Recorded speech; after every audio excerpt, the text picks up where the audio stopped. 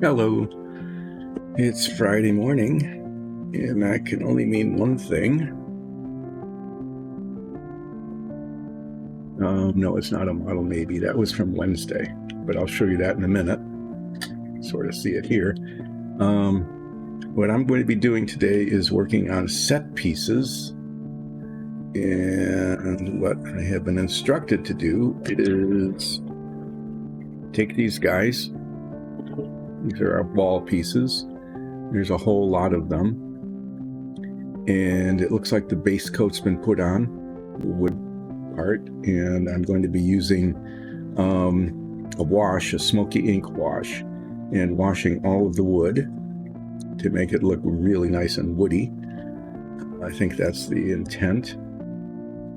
And then I'm not quite sure how this happened, but apparently the plaster parts were painted once before, but now they're going to be painted. I think this is probably ivory. We're going to be using dark sand. So the base coat on these looks a little bit uneven. So we'll see what happens when we put the wash on it.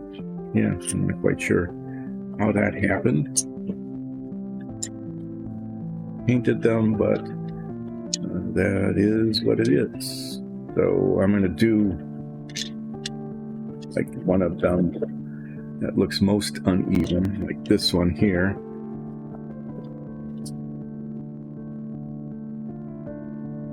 Paint didn't get down in there. Anyway, put the wash on it, let them dry. After they're dried, then I'm going to get the dark sand out, assuming I can find it, and we're going to start painting in the panels. So these take a little time. I'm going to probably, sometimes you can just hang on to them somewhere, but when you're painting the edges, you really can't. So I'm going to stick them on the sticky tack.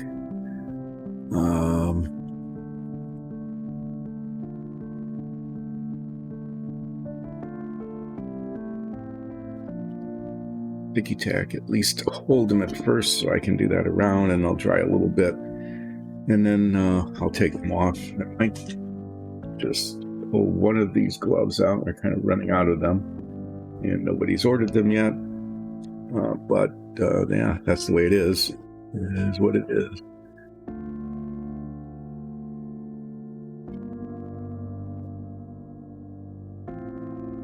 This is the guy I painted on Wednesday. I think it came out okay.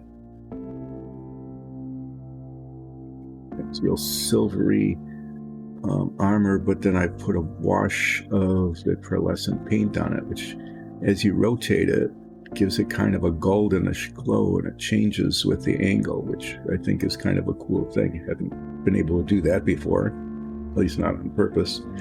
But I think he came out okay. I think the armor looks all right that way.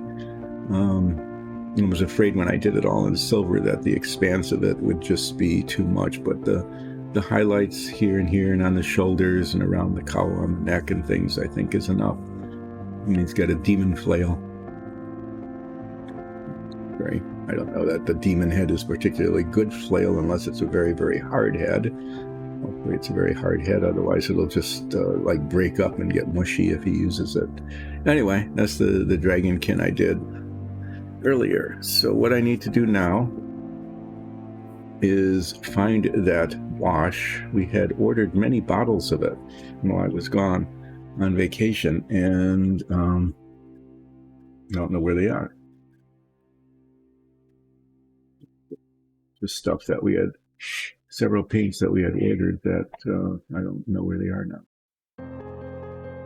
Smoky ink, this will do. One of them anyway. There's some smoky ink. There's the smoky ink. So those are the 3 bottles. Oh, I had forgotten a very important thing. I don't have my washing thing, brush wash, and I don't have my palette, so I have to go get those.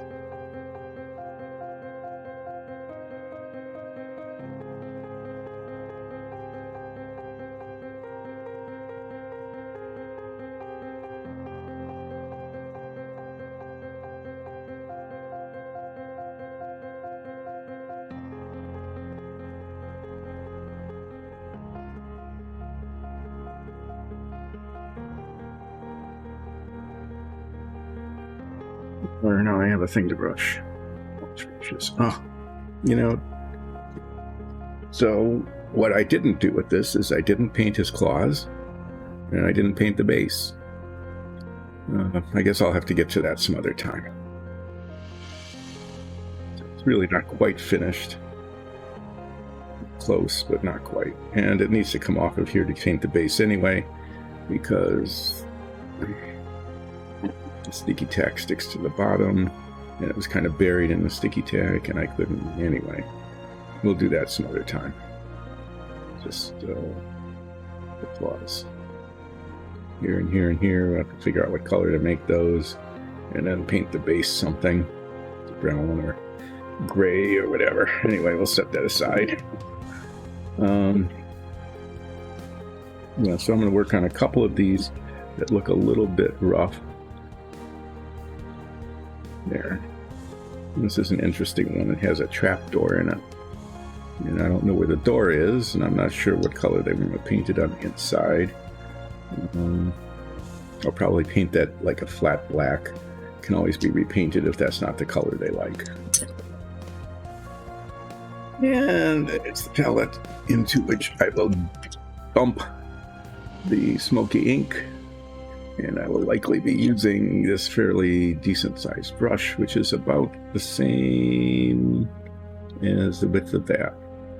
So I'll be going through a lot of that wash, do a couple, make sure that they're looking okay, and if they are, we'll proceed with the task. So here, because otherwise I'll get my hands all covered with the wash.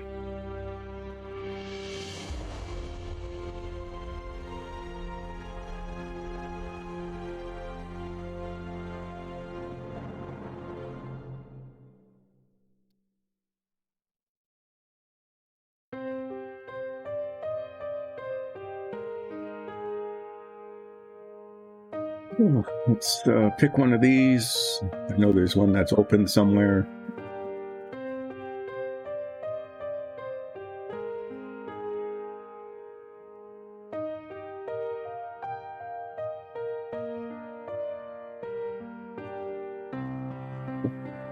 It's not obvious where.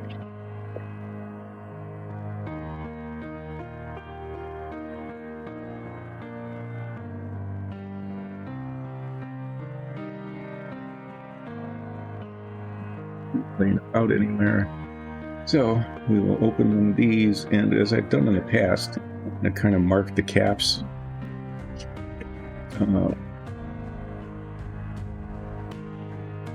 Paint or a wash or something, just so we know which one is being used.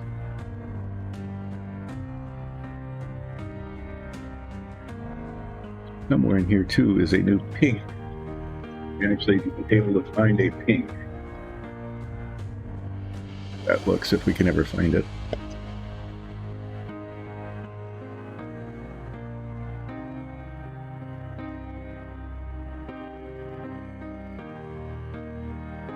New bottles, I like to get them stirred up really well. I will do a flip. Hi, Boo. Thanks for joining in.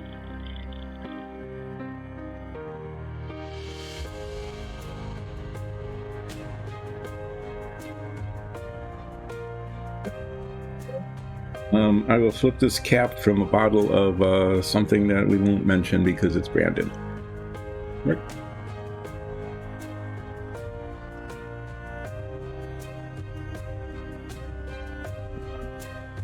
Flip done. So here we are. Squeeze some of this out. Start washing. See how it ends up looking.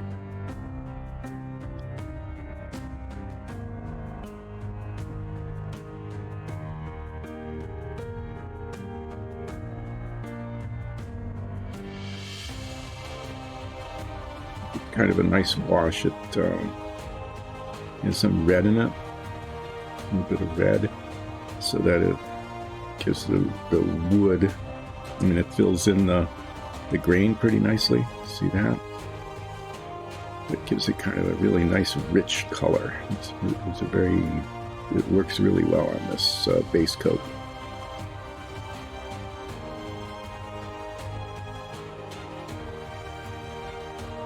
Yeah, dummy looking, and you put this on, and all of a sudden it looks really quite decent. Yes, I don't need to worry about getting it on the stucco part because we're changing the color from whatever that was done to something else. So we're doing the sides as well and the top.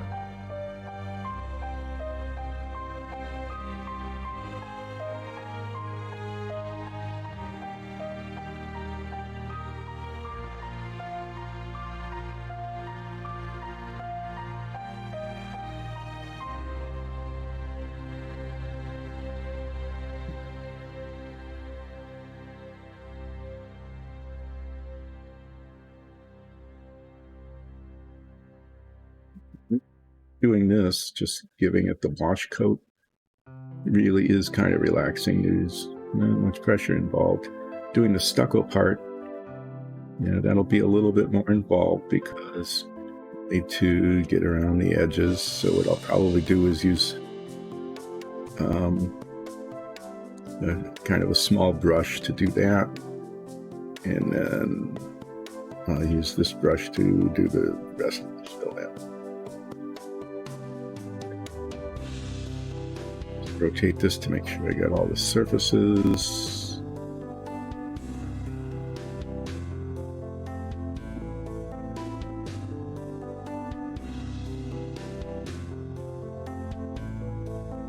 See, the problem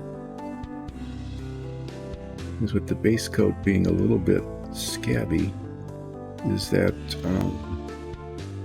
it's down in the cracks there, you know, where it's quite filled in. This one is especially that way, and we'll see how this turns out because I'm concerned, you know, with the light color down under there without it being painted in. And unless I can get this in there,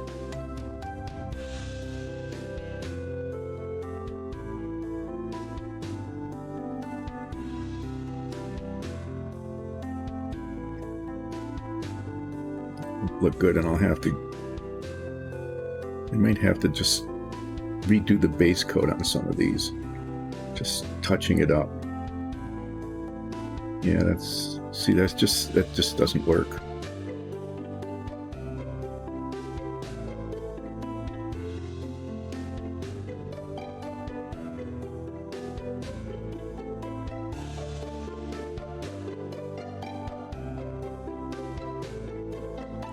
Base coat isn't on right. This isn't enough to make up for it. So I'm just not even going to bother with this one anymore because some of these, I don't know. I mean, was it just in a rush or what? But just not base coated very well. So I'm going to do the ones that seem to be okay.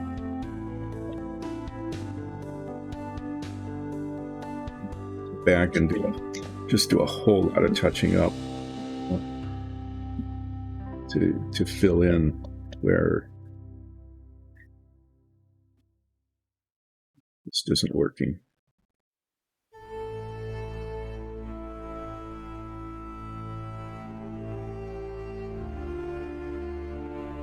I'll use up the wash that I've got out in the palette, and the ones that seem to be, you know, pretty much okay in terms of base coating.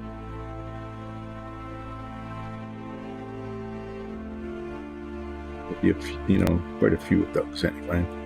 And then I'm going to pull out the brown that is on here, and I'll just do a whole lot of touching up.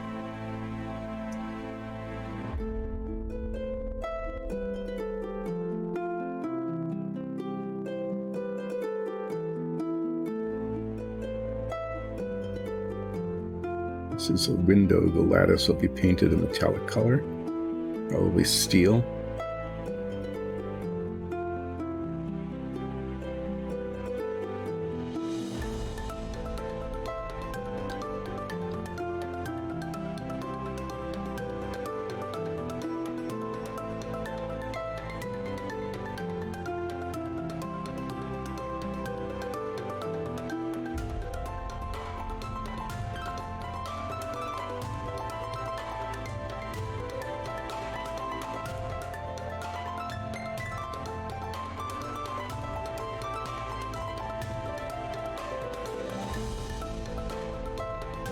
isn't going as far as usual. It's really kind of thick.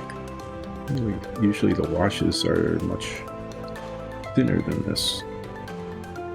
It came out kind of thick, almost like the paint. I'm not quite sure what is going on. I'm going to need a little more to finish this one.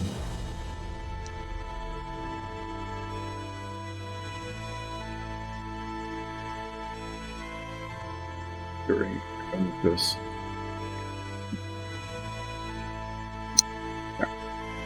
Good God. Okay, well, it'll be that a day is it's gonna be that kind of day.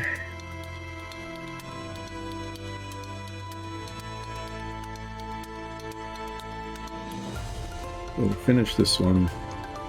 Make sure I get all the surfaces. And then we're going to get the brown out, and I'll just spend a good deal amount of time touching up the base coat on these, because I think these are supposed to be, you know, almost like production level.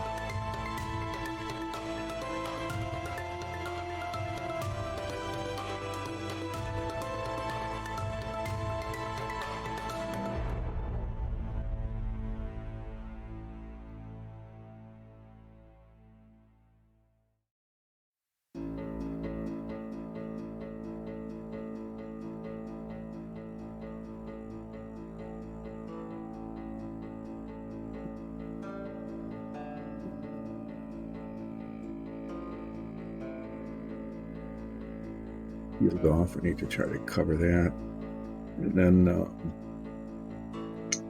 the edges here that didn't get painted. So yeah.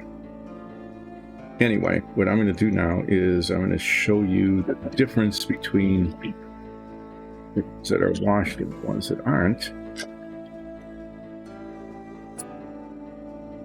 See the clear contrast in terms of just how nice the wood ends up looking with the wash on it. I'll be doing a whole lot of washing, but before I do that, clean the brush, mop up my spill. Not as big as the spill I had on Wednesday, which got all over my the color chart. But not a lot of spill. Because, you know, why not make a mess of things here?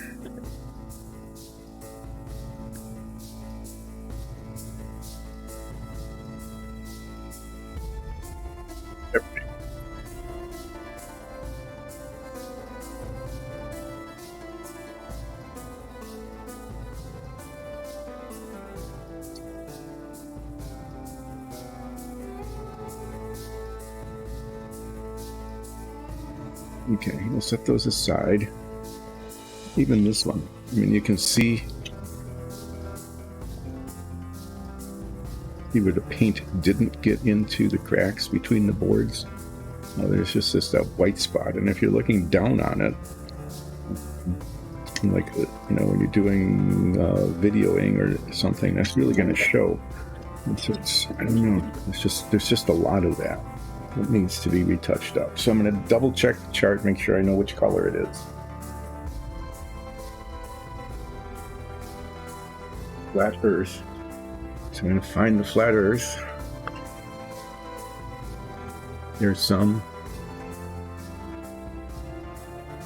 There should be a lot of it, but maybe not. I thought we had more.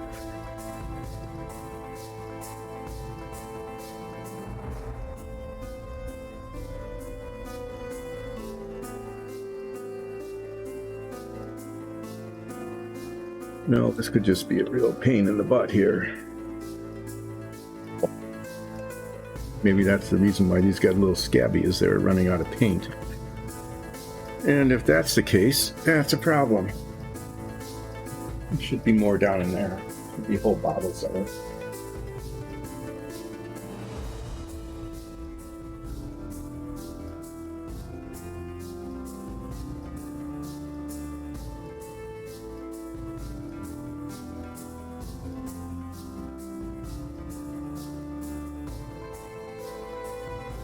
Then we got a couple of bottles of flat Earth, and we'll pick one stir it up. I'm not going to use this brush. I need to get into the crevices between the boards.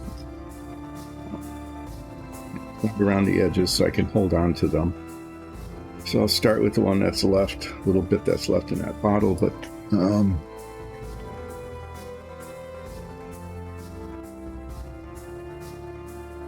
going to use this smaller brush because basically I'm going to be trying to get the paint into between the boards here. Yeah, do that.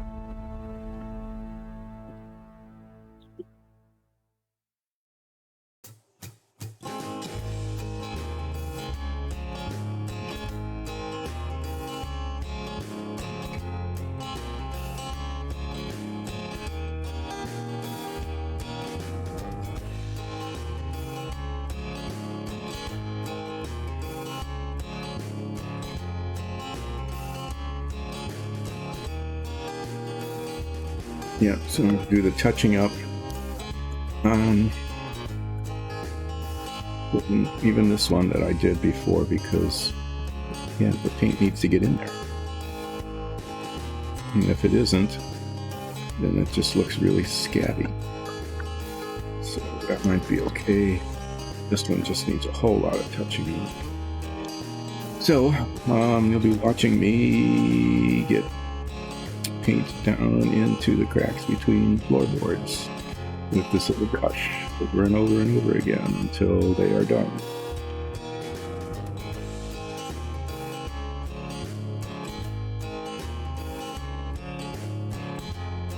Yeah, and that should take us up to the break probably. It's going to take a while to get this done, but it really needs to be, otherwise they really don't turn out well. I think these were intended to be almost like showpieces.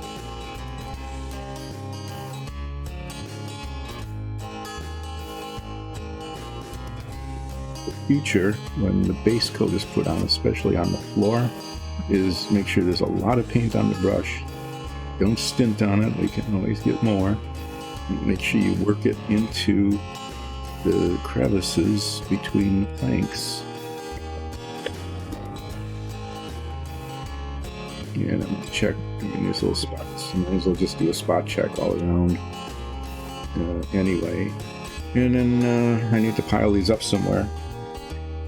So I will take stuff off of this stool.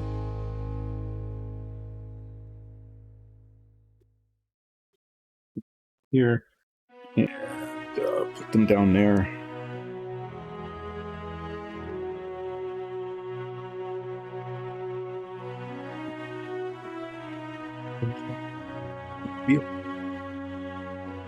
Easier. Would have been easier to get it done the first time. But they really don't look good. You can see through to the bottom of it.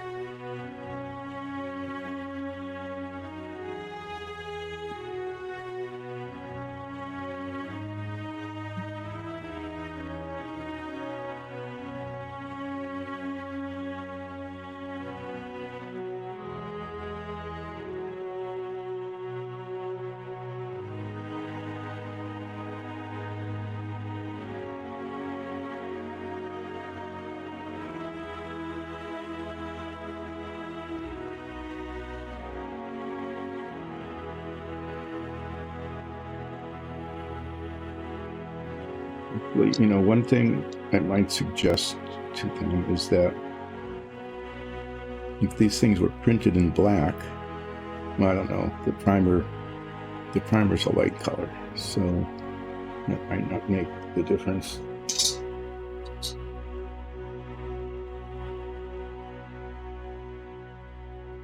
Move things out of the way that it'll get knocked over.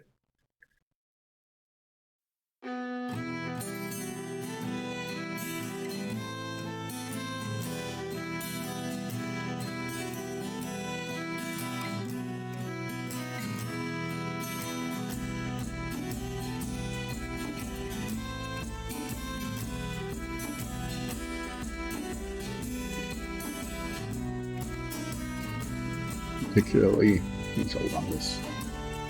Not an area there that needs to be painted.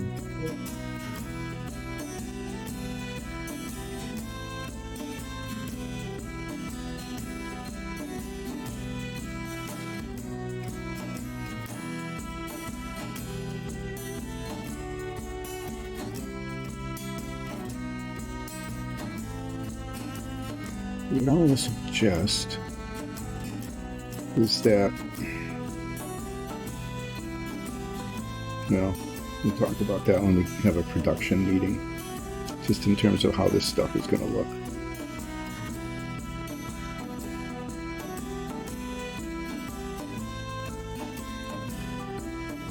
But I mean, this level of touching up is definitely necessary.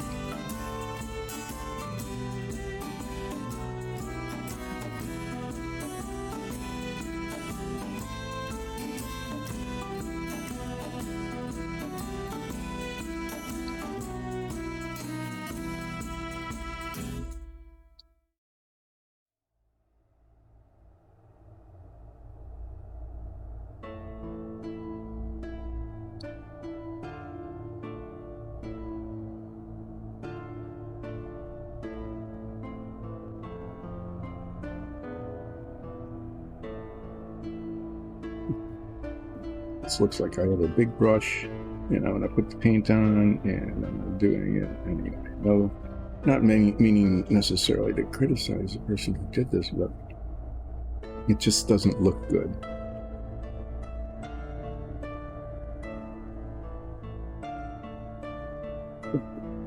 You know, maybe potentially marketing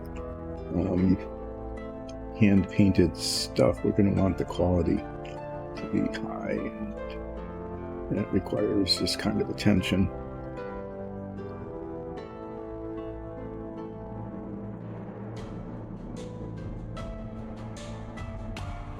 But I think that could be done just by making sure that there was a lot of paint on the brush.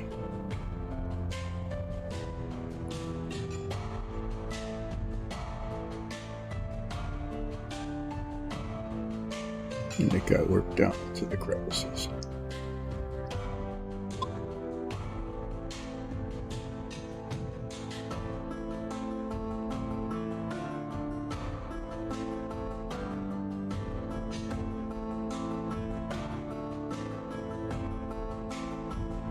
Some of them are done like that. It seems to be okay.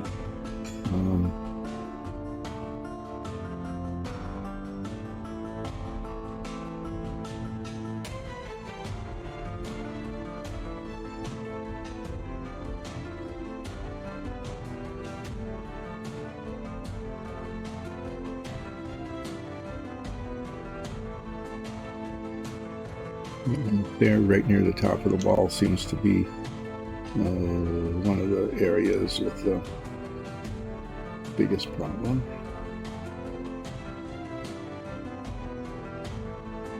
And then this corner right here, looking at the wall, left front, sometimes seems to be not painted.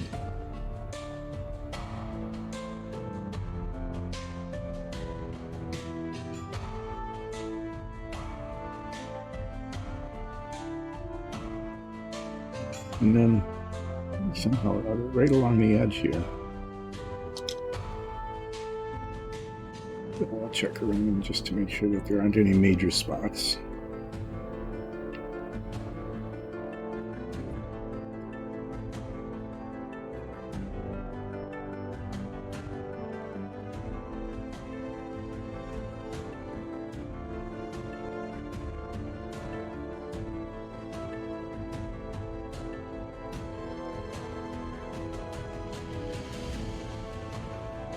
It's weird that the gaps between the boards seem to be painted in, but the tops of the boards aren't. There's a lot of these. I guess we'll just keep chugging through them.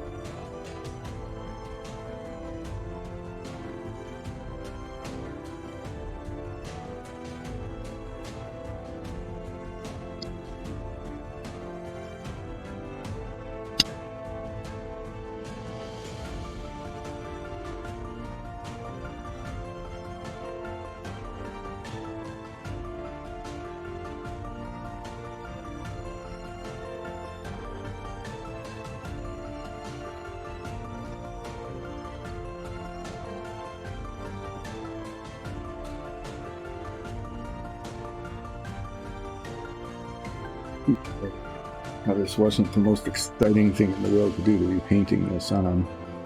They talked about, how could I miss that? And talked about getting, we got a new airbrush, has a higher capacity, and just spray painting this base coat on, which I think would be pretty good. You can't do that with the wash, though. The wash has to be brushed on. Because it has, anyway, just because of the nature of how it works.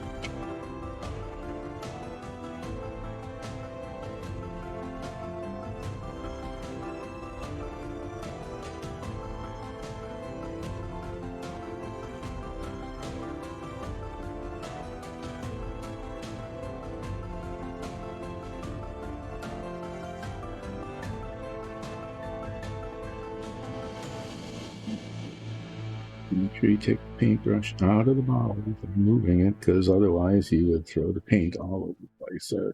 That's just happened.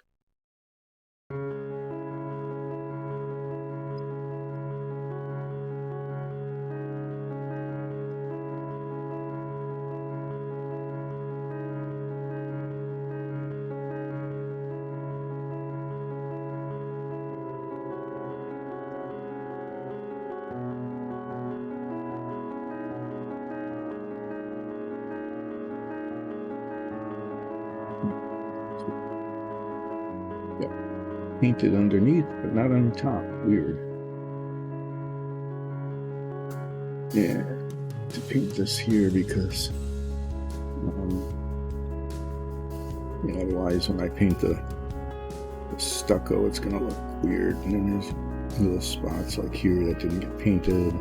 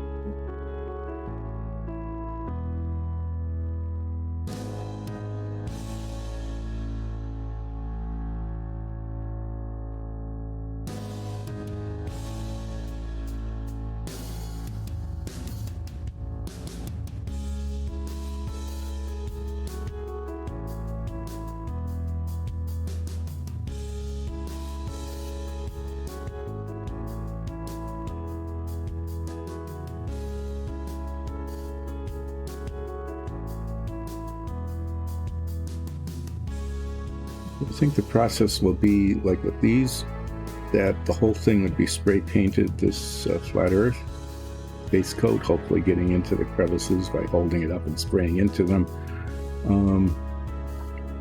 The stucco part just gets painted in later. I'm not quite sure what was going on here. Looks like they painted it first and decided to, either the color was wrong, I'm not sure. Maybe it was ivory instead of dark sand, I'm not sure. Anyway, it's clear that it's going to get repainted because it got painted all over.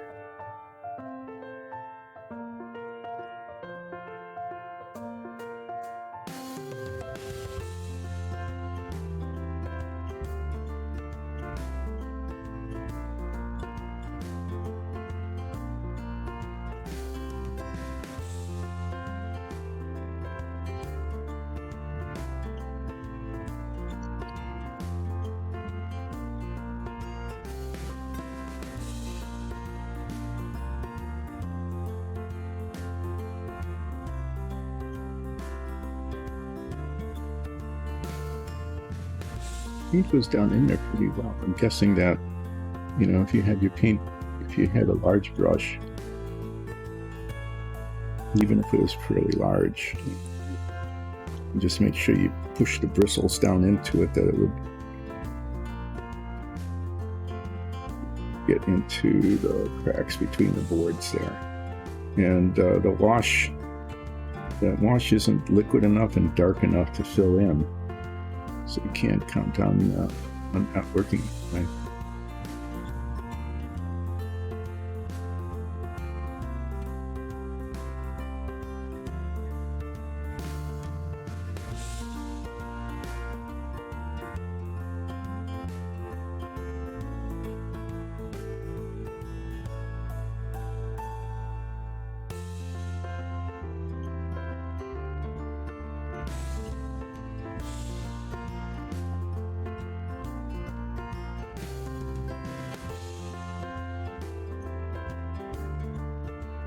Painting this, I'm not sure, exactly where.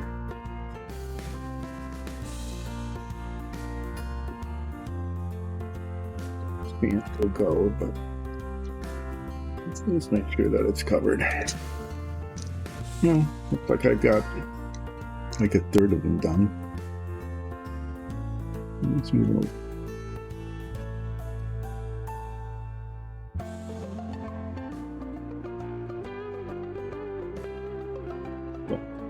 Will be better for the effort, I'm sure.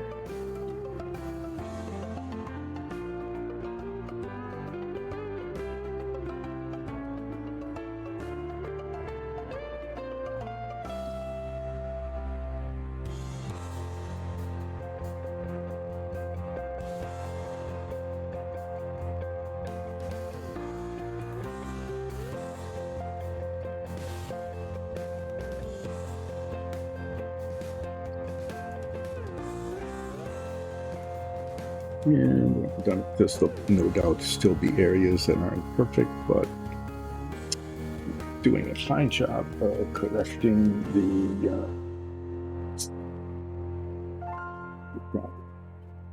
countering.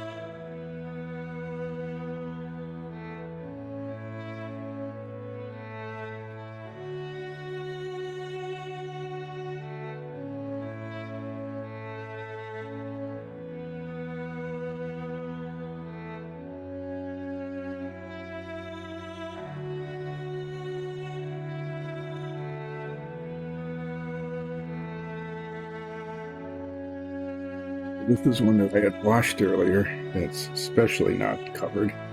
So you can see that that just doesn't look very good. So, repaint this, and when it's done,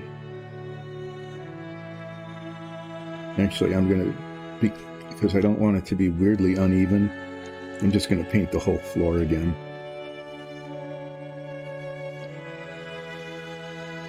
Just paint back over the wash, and start over with this one.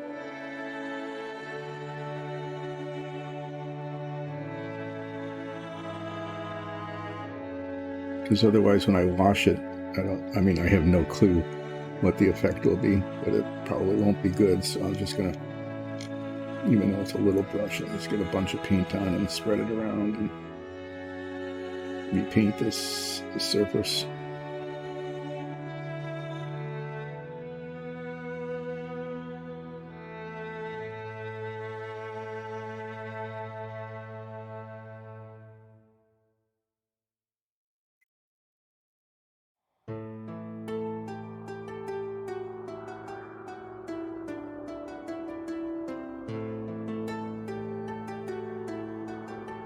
The green in the print is deep enough so that even like with 3 coats of paint on it, it still shows pretty well.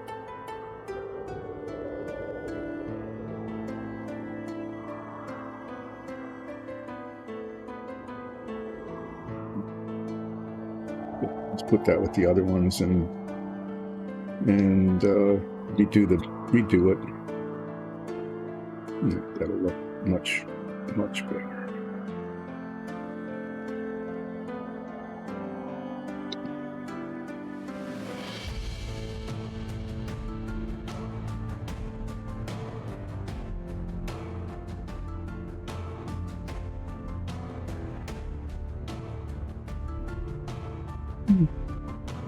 Like halfway done.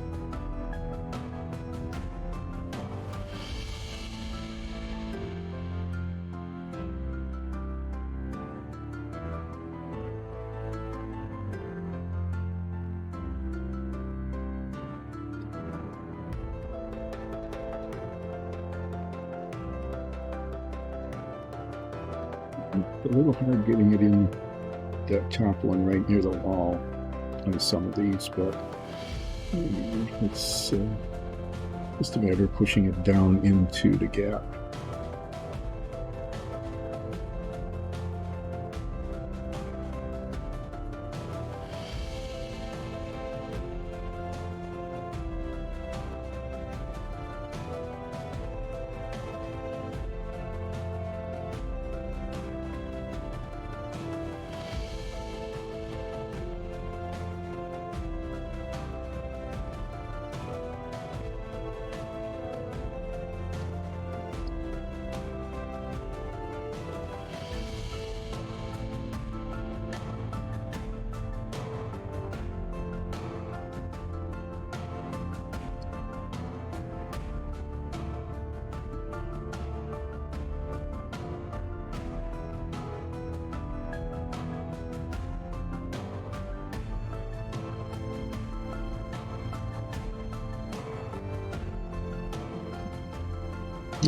It's good.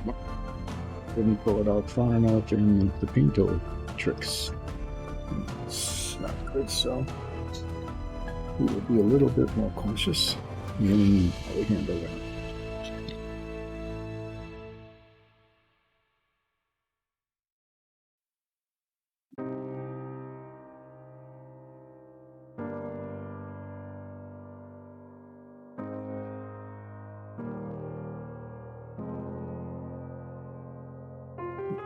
Really scabby. Get painted here, didn't get painted there.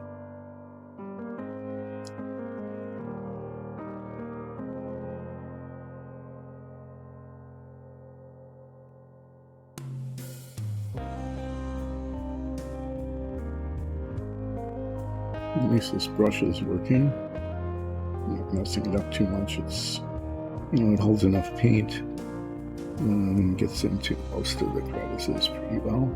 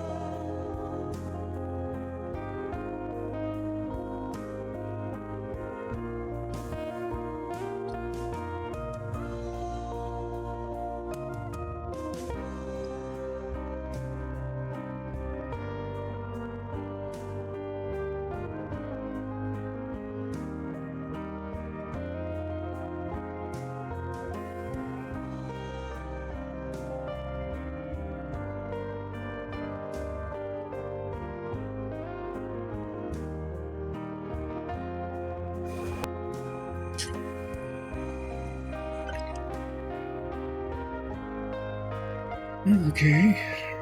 Sometimes on the back like that just doesn't get much paint on it. These doorways, they don't look like much, but they're sometimes just a pain in the butt to paint.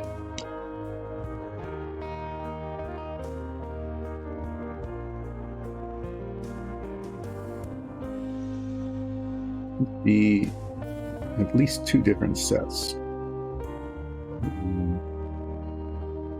Got one that's kind of like tavern-y, and one that's kind of warehousey. And we're painting them the same colors. I mean, we can do custom colors. Somebody really wanted, like we've experimented with the stucco being green or blue. The green, I think, actually looks pretty cool. But this is more neutral. We're painting all the wood floor stucco ball sets the same because then they're interchangeable and basically you can combine them, which is kind of cool. You can make sorts of different combinations even on the fly because of the way they're magnetized inside.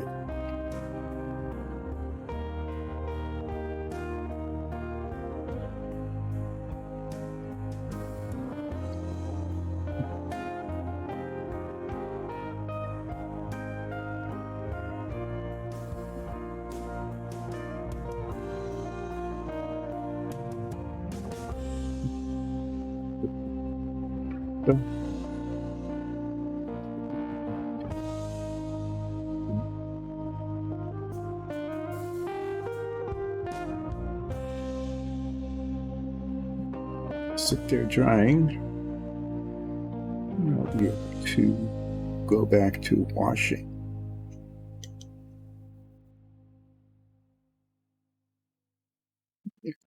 That would go relatively quickly. As I learn how much, wash to get on the brush and how much I'll need to complete one, it comes up a little more quickly than some of the other washes. That bottle was not very liquid. It's kind of viscous, actually. It looks okay, but the consistency of it isn't what I expected. So I'll have to be careful, not to get... I did one side of one pillar there with a little more on the brush than the others, and it came out darker, and we wanted to look a little bit more uniform so that the pieces go together well and match.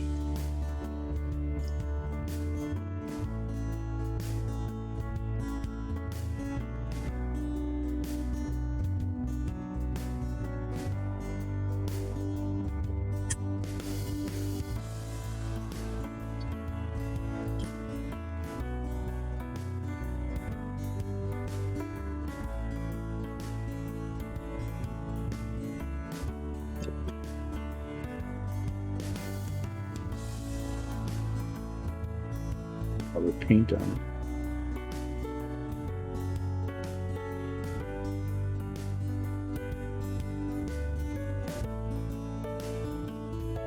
You're interested to hear the story about how all the stucco got painted and then got painted over, basically. Again, it might have just been a color change.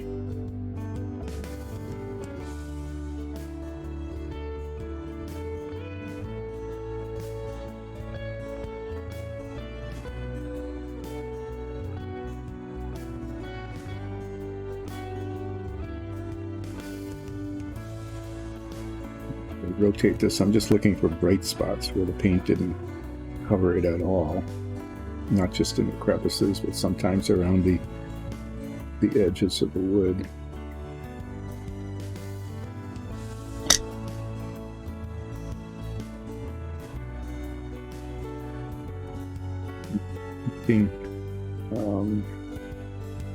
The edges of the stucco here because I'm not sure where the delineation line will end up. And I don't want to have like weird stripy looks.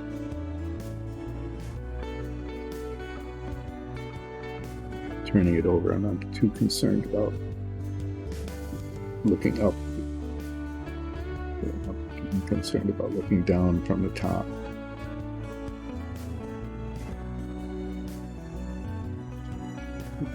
Too much more room there, but now I've got room up here, so. And just, ooh, this one's really a mess.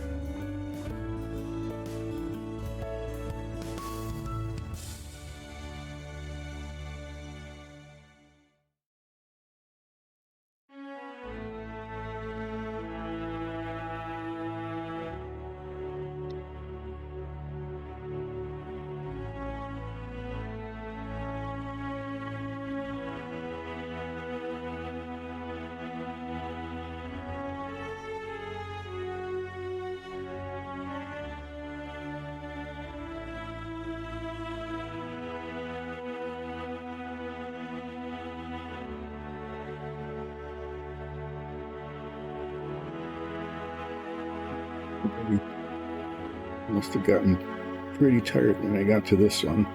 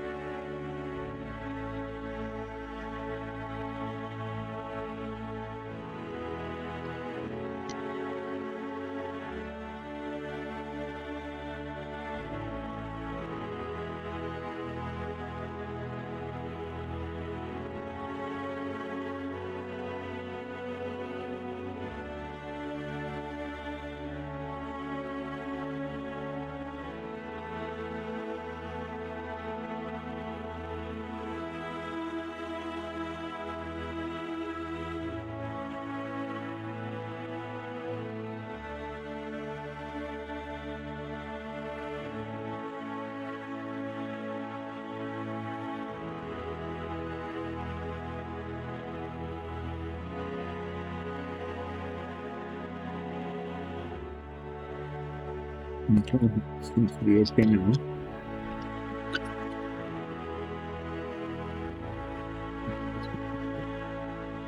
Let's see what spots here. Floorboards aren't too bad either.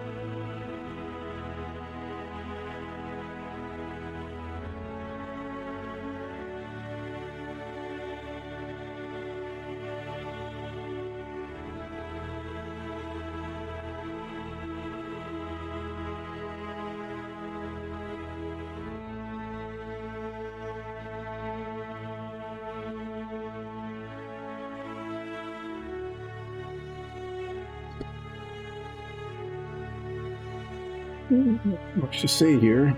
Doing the touch-up work.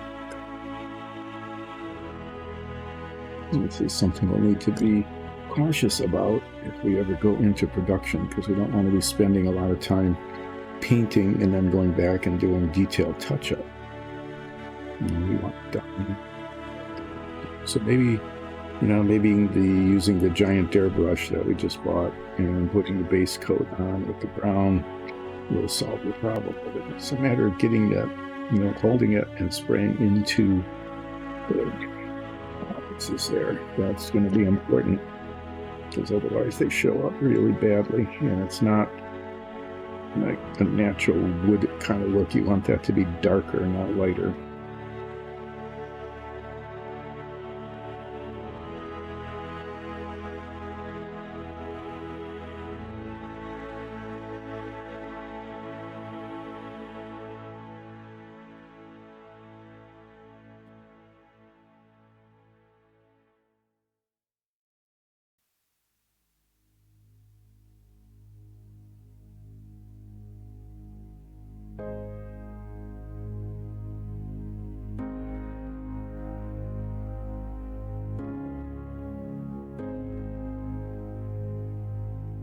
Said the nature of that wash is that it's not thin enough to just seep into all the cracks and fill them in, and it's not really dark enough to do that job either. So we're gonna have to make sure that the paint gets in there in the base coat.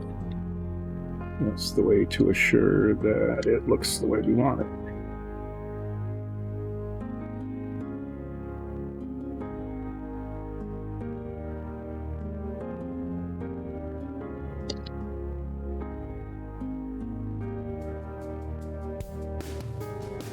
Again, I'm painting these. These might take on the color of the stucco, but I don't want to leave that to chance.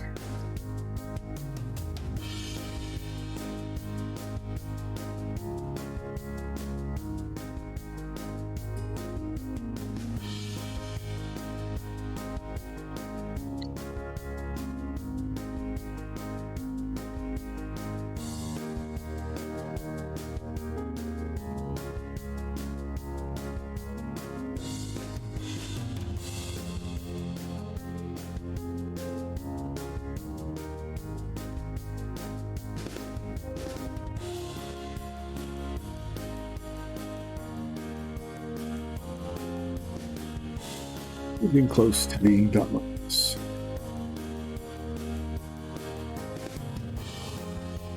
Can go back to what we were originally going to be starting, which is to do the wash on them.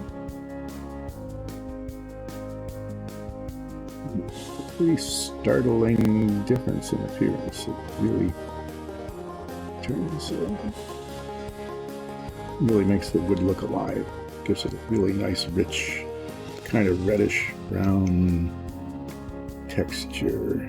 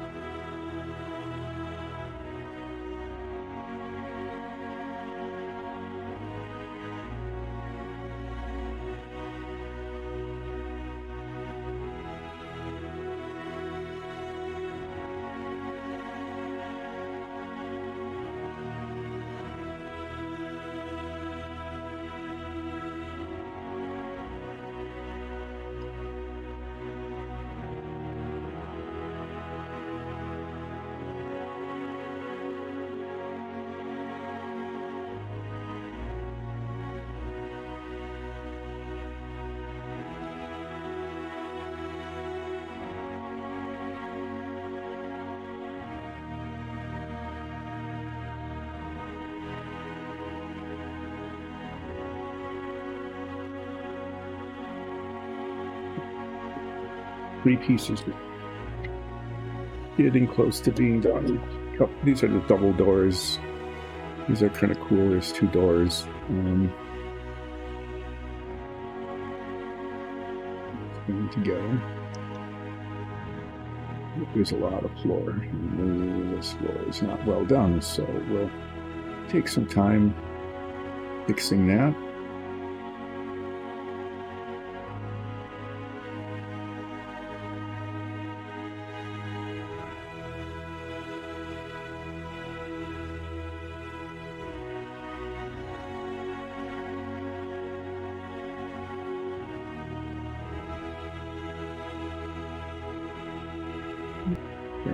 Touching up here where it just didn't get painted even on the surface.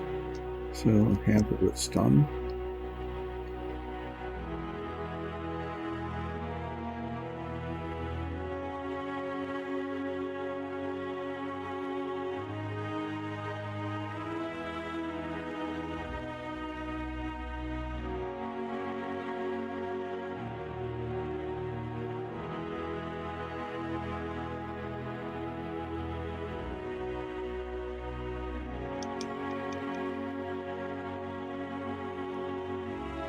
Discovering with the wooden floors here, and just the first application and kind of the first couple I did with the wash is that the base coat's really important. You can't count on the wash to cover up any little mistakes or anything. The wash is just going to make it look pretty. Now, you fix it. Quality of the base coat is going to be really important on these as we move along with them.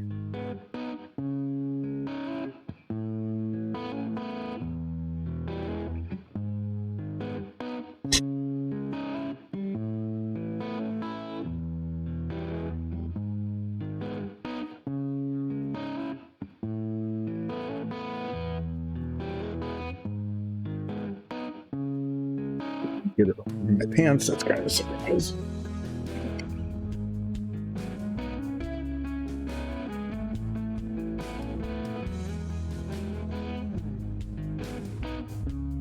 See, this is not good.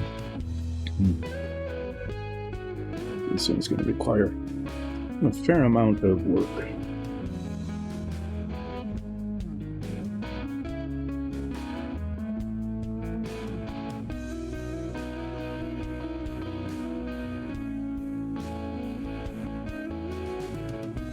Okay there, but not here.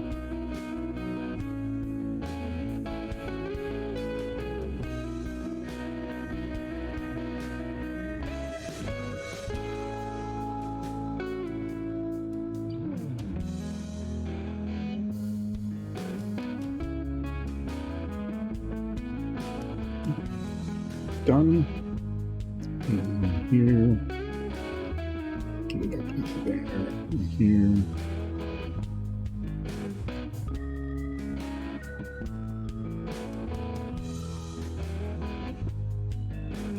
This isn't painted there at all on the top.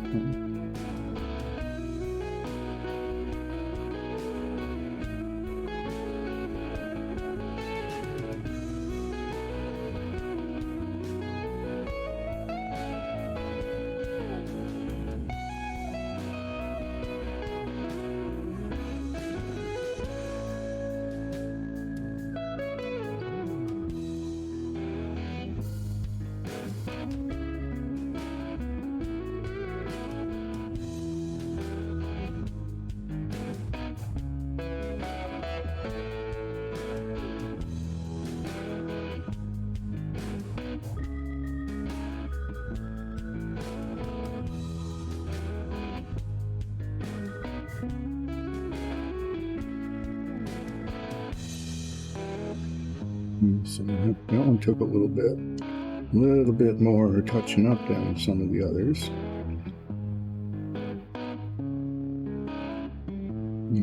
It's pretty decent now. Carry this bit.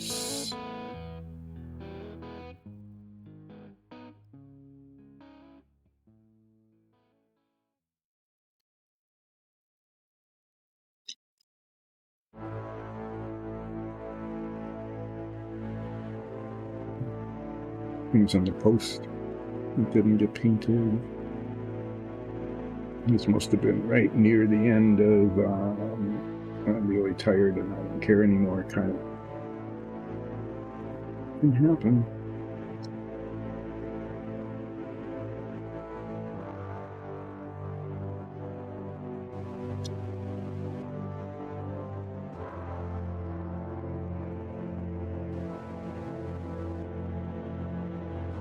So hopefully I've gotten almost all of this that needed touch up.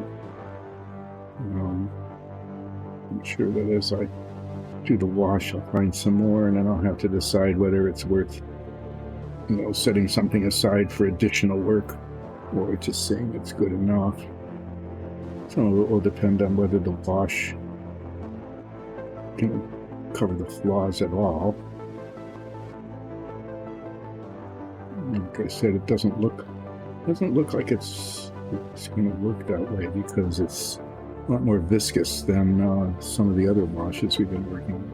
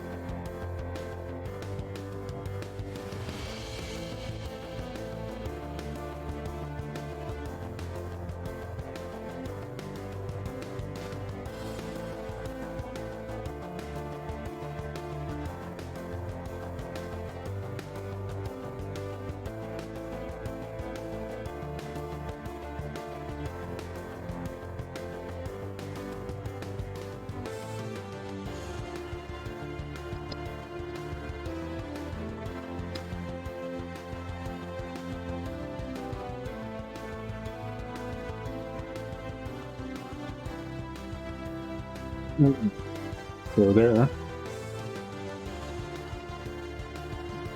a whole bunch of mostly now much better, at least if not perfect. I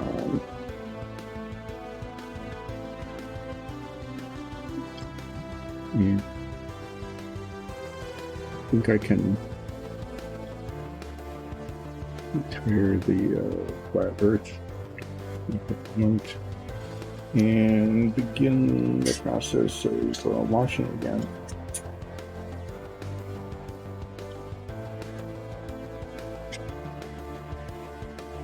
Clean thing.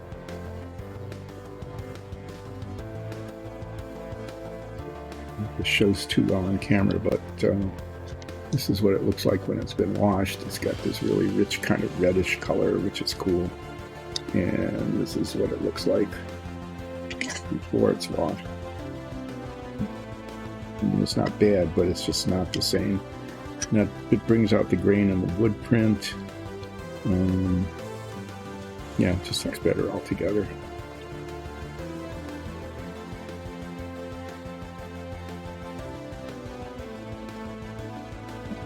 Didn't touch up. Okay. These need. I'm going to try to fix that with the wash. There's some spots here and there that just didn't get quite the way they needed to be.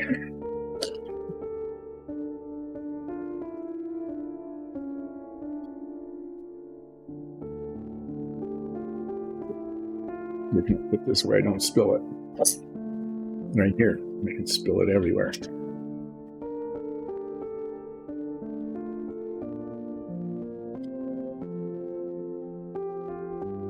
Okay. Used up more than an hour. It's one way to kill time on the show, isn't it? That's probably an hour of time that didn't need to be spent. we will make sure that when we talk about quality control, that's the things we talk about. I'm gonna move some stuff out of the way, just jump things, make it, it's kind of messy and all, but I need space to put all these tiles after they've been washed.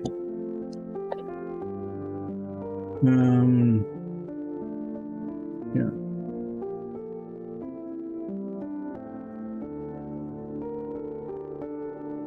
You remember which one I used?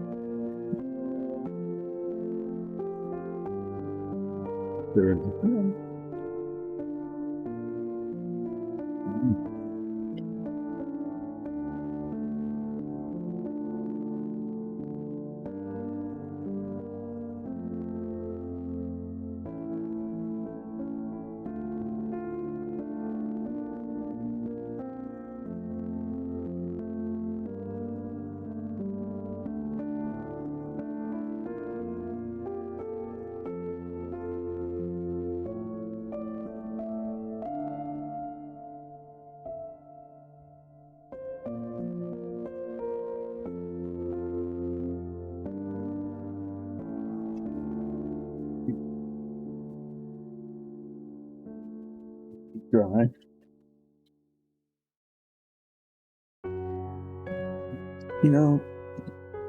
I was getting these done, and I'm looking at them.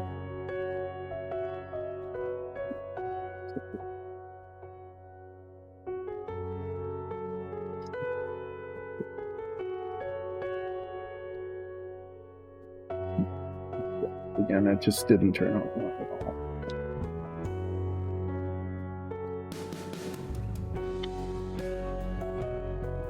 Yeah, I kind of mentioned that I thought that I got back to it, I would find that I didn't do as well as I should have. It's pretty obvious.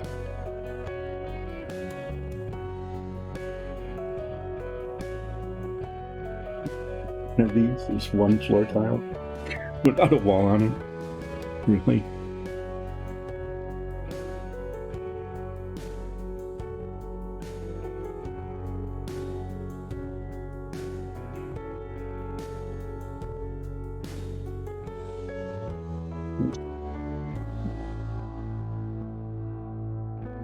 Keep this handy because I'll probably use it.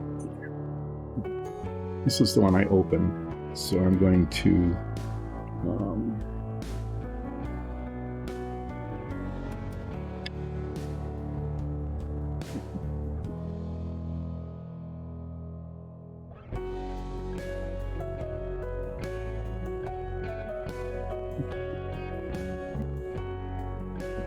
the marker of this has been opened, and this is the one I'm using.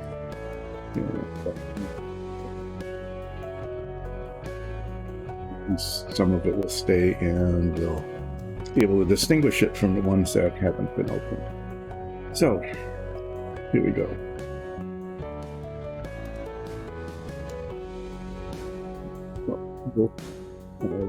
That. Here's the camera. Okay. Shout again. Get these. See if I can fix the issue that was there before without changing the whole complexion of it. There goes aside once they're done.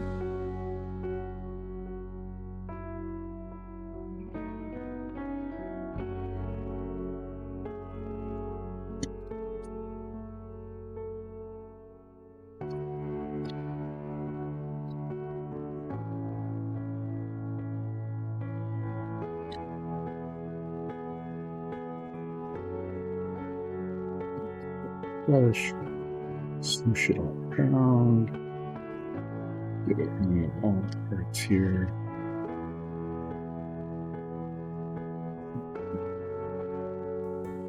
For some reason, to not paint the stucco until the wash is done, because then I don't have to be careful, do I?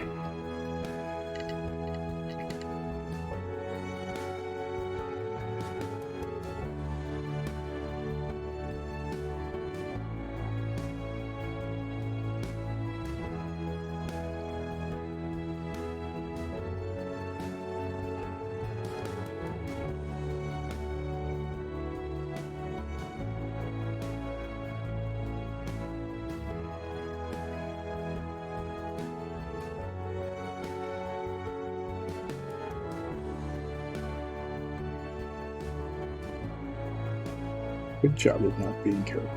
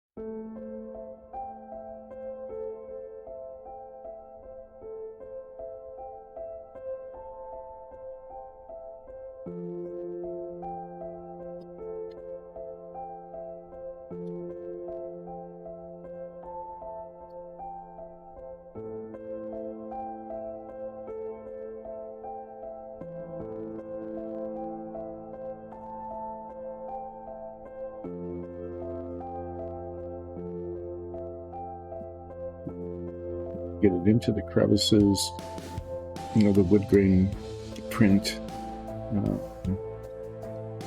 and making it look fairly even. You want it to look, you don't want it all weirdly thick and thin in different places. So yeah, getting the wash done, painting it all over where the stucco is going to be. I guess that's okay because that'll be painted last.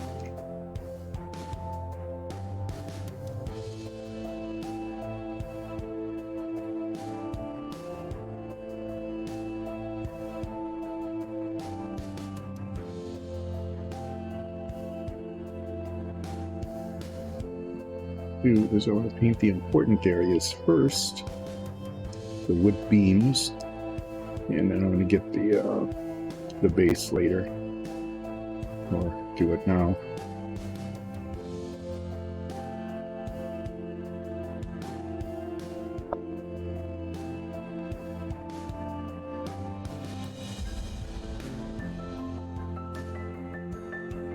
This makes a huge difference in the appearance of this brown. I mean, we experiment with different undercoats and different washes, and I'm really kind of surprised that the flat earth is the one that worked best. I would have thought it would have been like red brown or something, but no. And this ended up looking like the best combination.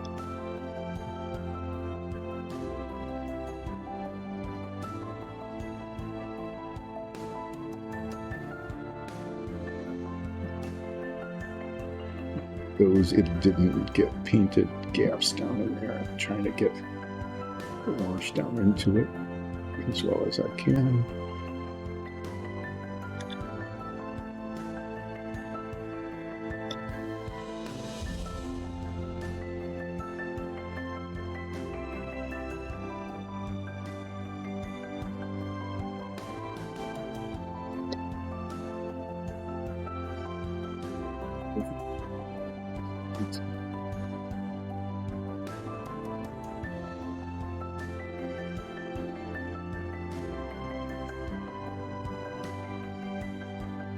This is going pretty quickly. Yeah, 2 of them done, I guess.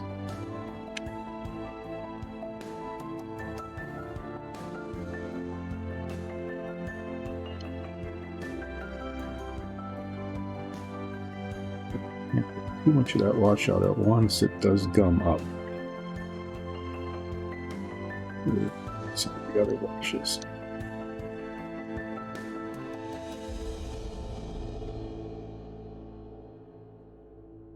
fortunately, it spreads pretty well, so it stays pretty uniform in terms of its look, even as it gets a little thicker. This makes spreading it a little harder. So what I'm learning is that I get enough for about 3 of these. And then it kind of gums up. It fills the brush a little bit.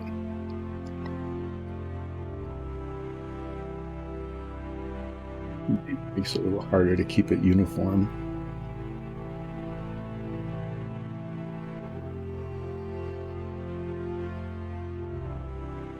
So I'm trying to do that by just maybe I can't really overbrush it that badly, so that's good.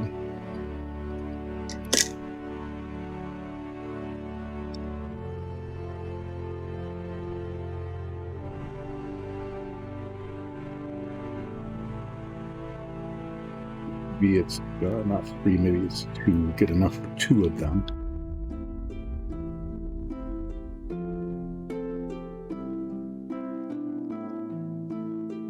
Just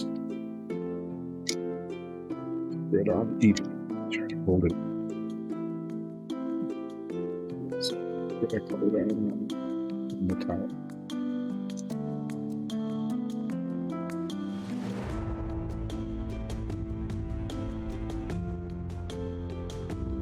Just making sure I get it all done. You miss a spot and it's really going to show because the color contrast is pretty significant between the washed and the unwashed areas.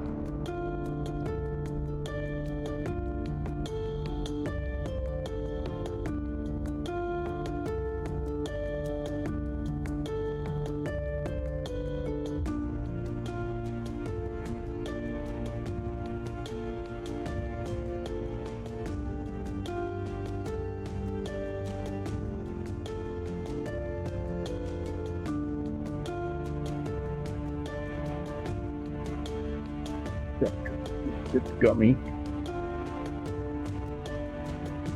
Stop.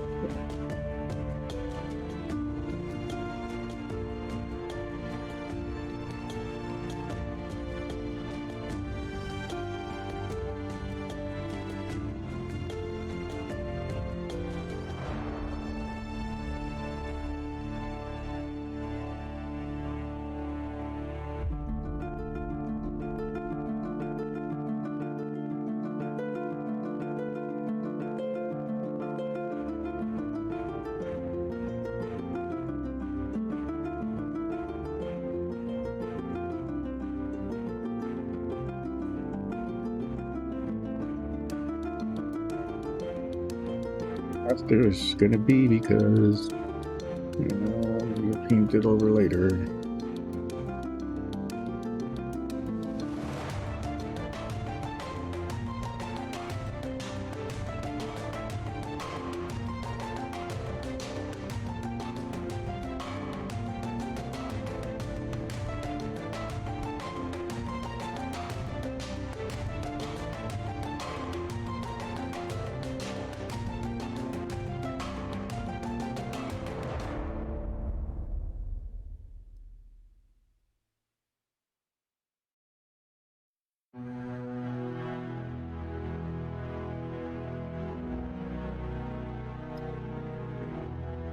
Should be like using the holder for these, but I'm not going to dry out quickly enough, so I'm just going to hold it by the bottom corners and then make sure that I get that.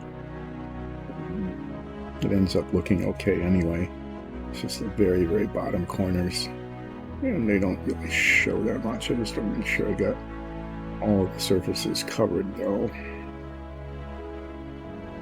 Yeah, we'll move on to the next one.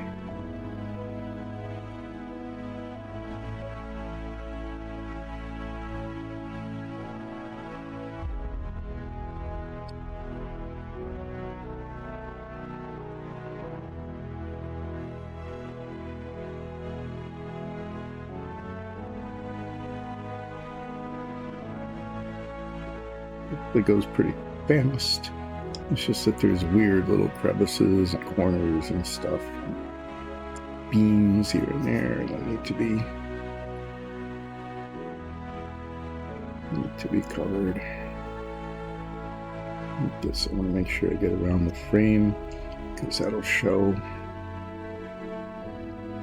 This will be painted a steel gray metallic.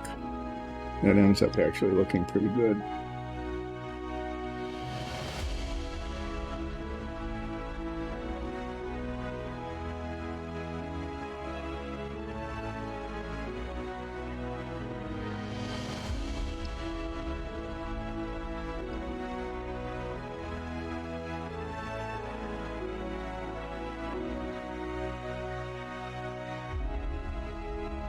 Oh my. Yeah, that's an issue. I'm just going to do this. The frame didn't get painted brown, and I didn't catch it before.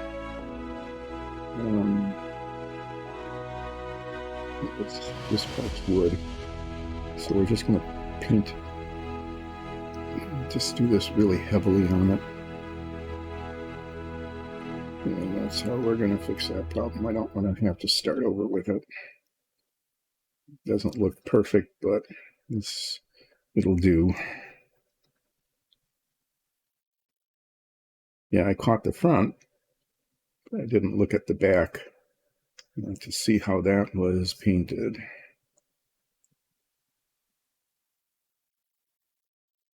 But it's not perfect, but it'll be okay.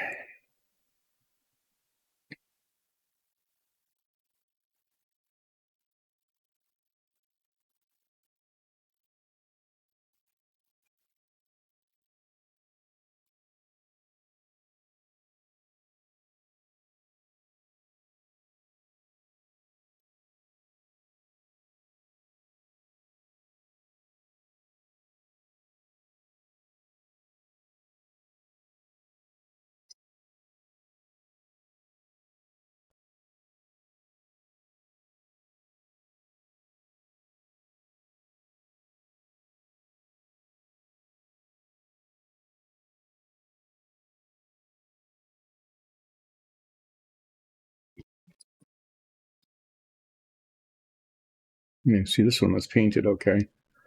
It'll just be that one.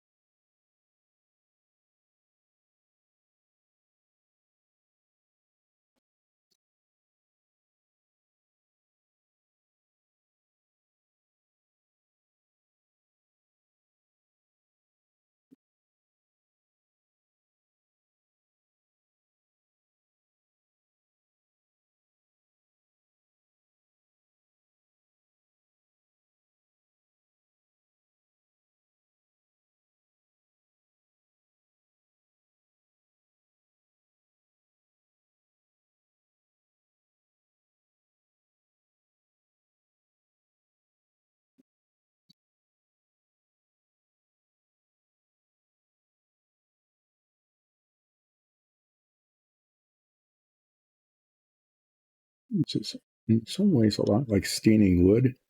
You just want to make sure you cover it all. And that's the most critical part. The only difference is that you don't have to like wipe it down after it dries, which you do with wood stains on real wood. Pretty close to it though.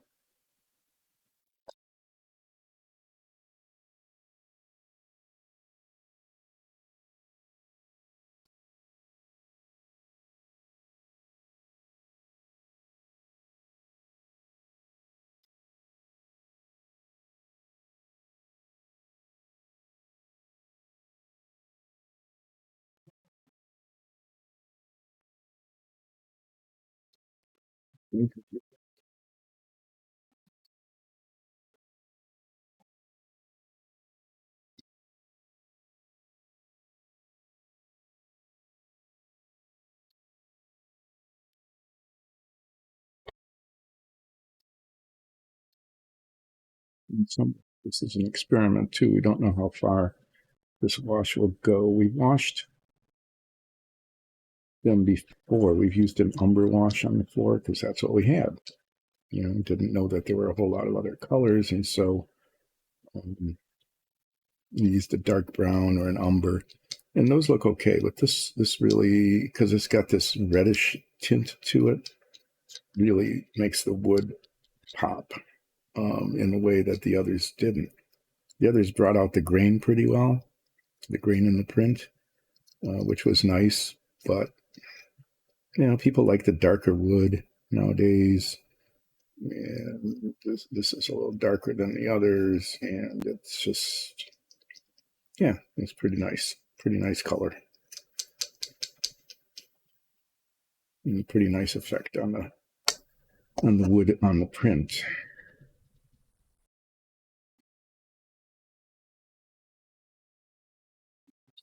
You get the stain on the part that you want and not on the part that you don't want, but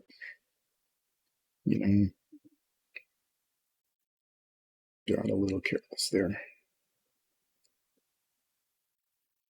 So I'm going to keep doing this for a while until, I don't know, probably another 15, 20 minutes. We'll take a break, come back, do a bunch more. Let's move along pretty quickly. After having spent some time fixing the flaws in the base coat, I think it's looking okay now. It's looking pretty good. There aren't too many problem areas.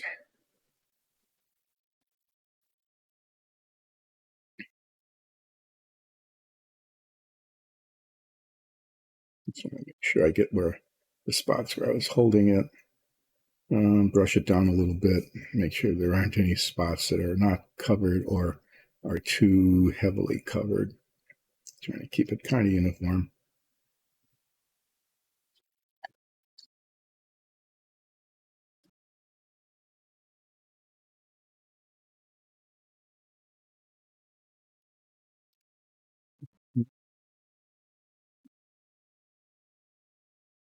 Sets always have way too many corners. Each corner is like two balls. They take a long time to paint. It's hard to get into them. Anyway, you have to complain about corners. Yeah. Something down there.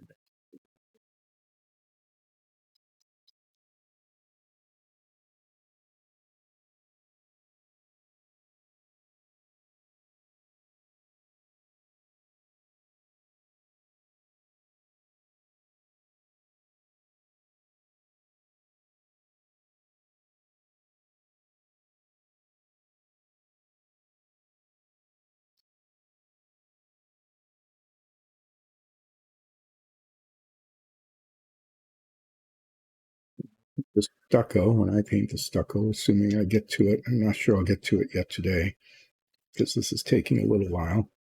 I'll be using a smaller brush to do the edges, and then I'll get a larger brush just to fill it in. Because what we're going here for is to not take a huge amount of time to finish off each of these tiles. We want to see how quickly we can ramp up production if we ever decide that there's a retail market for these things.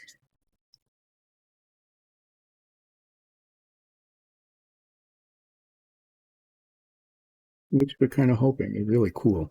I mean, they're really well designed, better than anything else on the market because of the magnets in the base that let you rearrange them. You don't have to put them on like a metal plate or anything. You can just put them on any surface and they will hold themselves together. It's really a pretty cool design. And we've seen it in action actually in our stream a couple of times. We had what was it, kind of a mimic dungeon that reconfigured itself several times during the course of the battle, which was unexpected and unpleasant for the players, but actually just also kind of just a real fun kind of thing that you can't do otherwise very easily with dungeon tiles. But these reconfigured very quickly, just in a matter of minutes.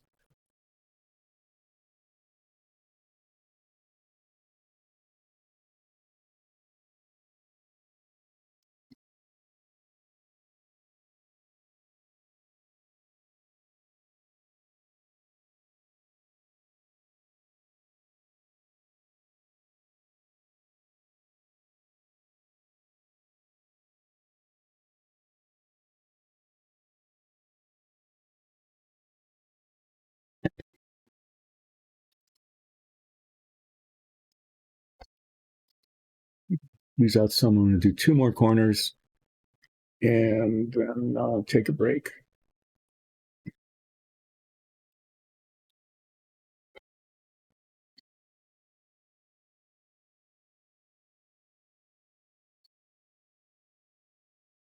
And I'm pleased to say that after my touching up, that for the most part, this is looking really quite good.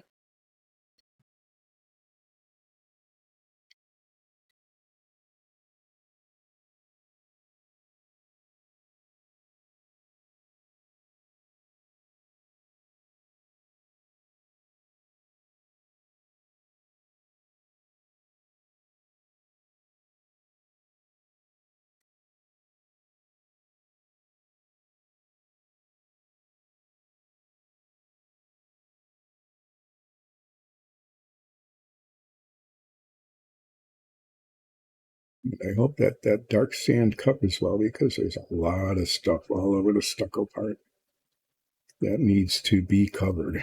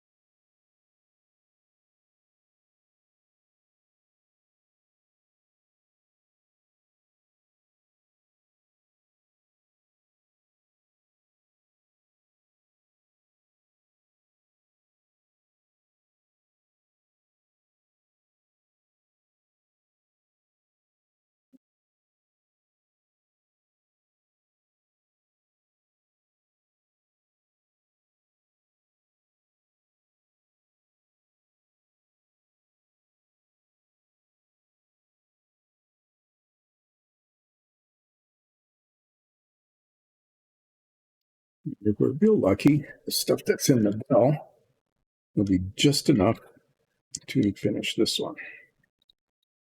We will see.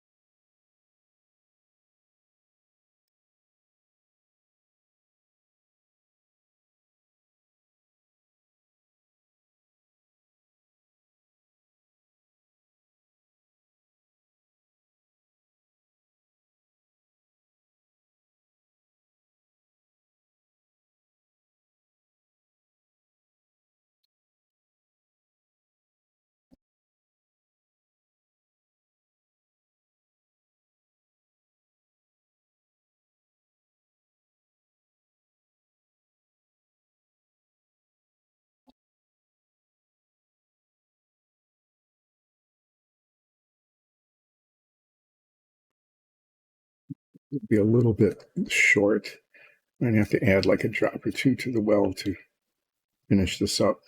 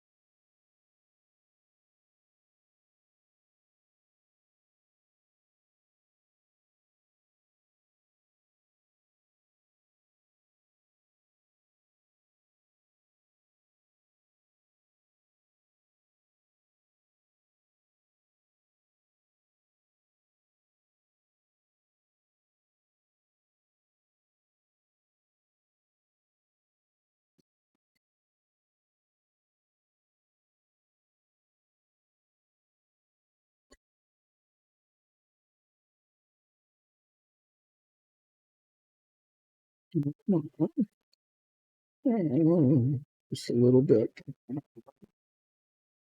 Okay, we'll give in and do a little drop. And drop just to get this edge. Yeah.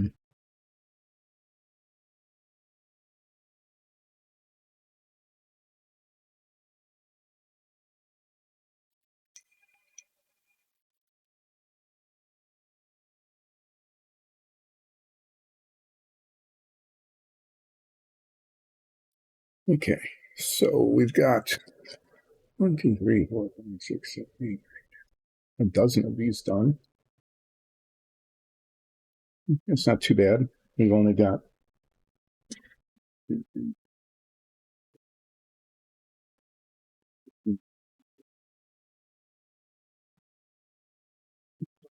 percent done. And that's not too terribly bad, considering I spent a fair amount of time doing touch up. Those set and dry during break, and then I'm going to move them aside and do some moving and put the unpainted ones up on top and put those down below so that I know that those are the ones drying first, so that when I do the stucco part, yeah, I'll be working with the dry ones.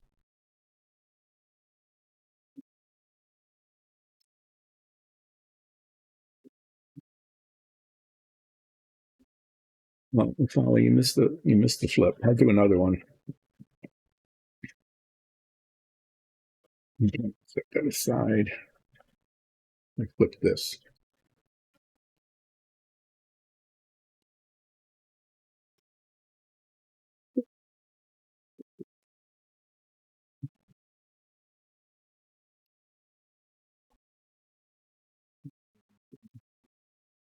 Straighten things out.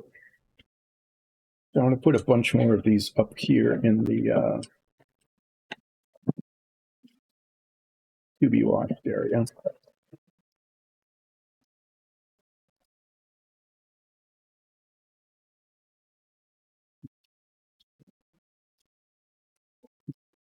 Eight.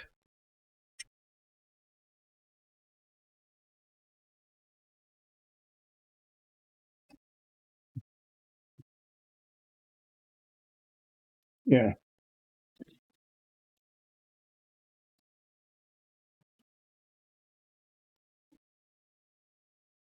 It's all in the box. I'll probably forget it. Anyway, put these up here.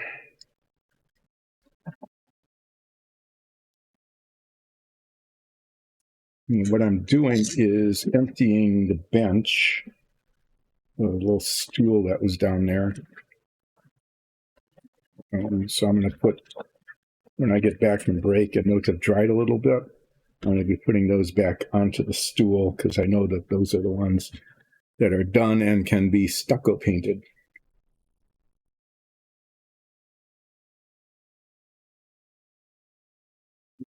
So let's just salvage this glove. No sense using it up. Throwing it away when we don't have very many left.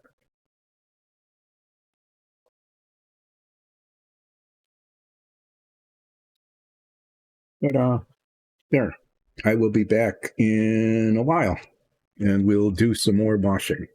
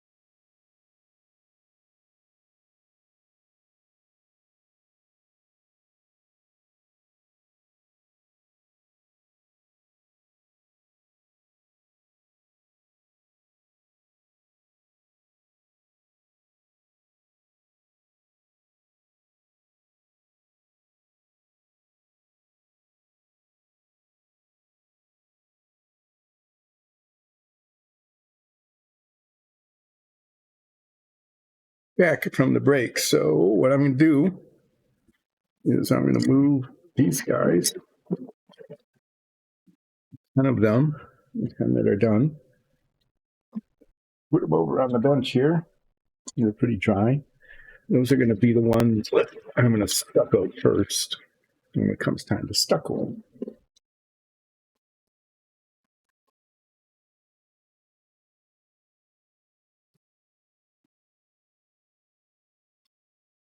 Okay, that's it.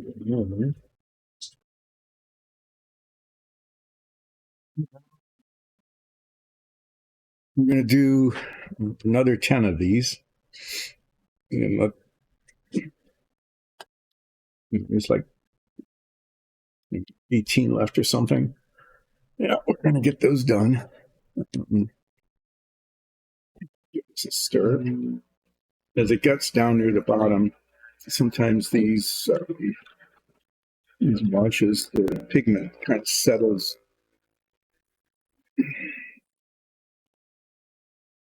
You're going to see if you like it.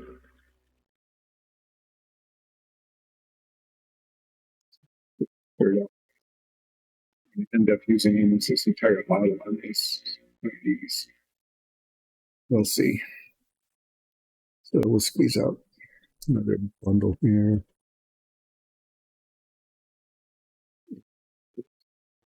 Grab this round one. I haven't done a round one yet.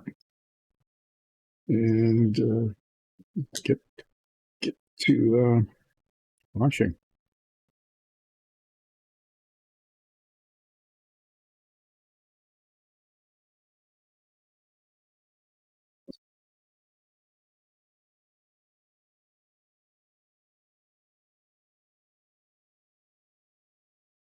Used to paint in the past. Have painted a lot of these, and actually did them in the opposite order. Had painted the stucco part first, and then the wooden part, because it was kind of easy to paint up to the edge from the top because it's a raised edge.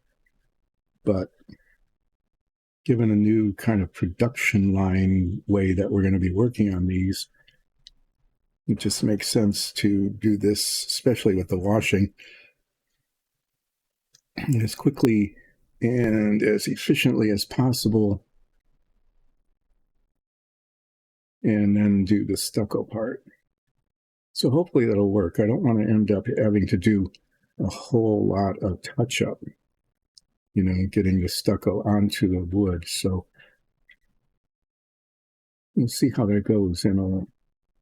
Well, anyway, we'll see if we can get all of these guys done.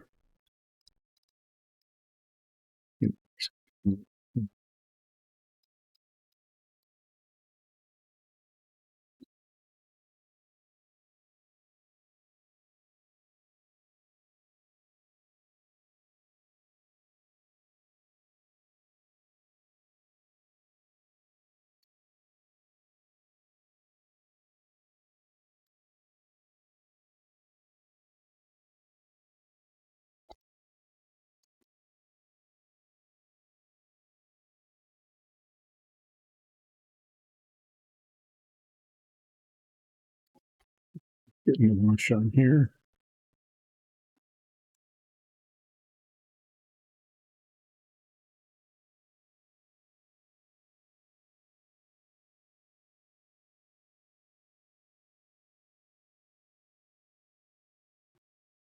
All covered.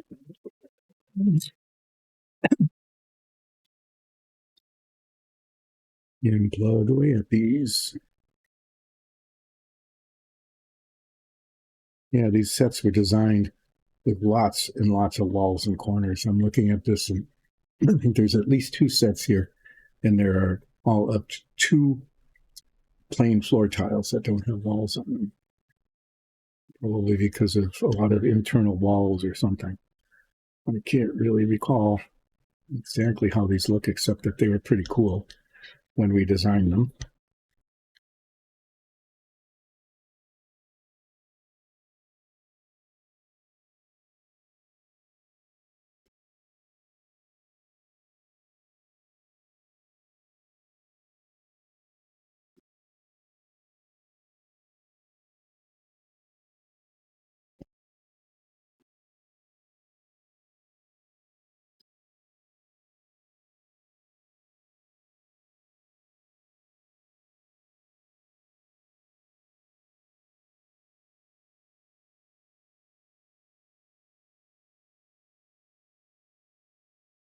In one set, we actually put a wash on the stucco, and it made it look dirty, which was kind of the look we were going for at the time.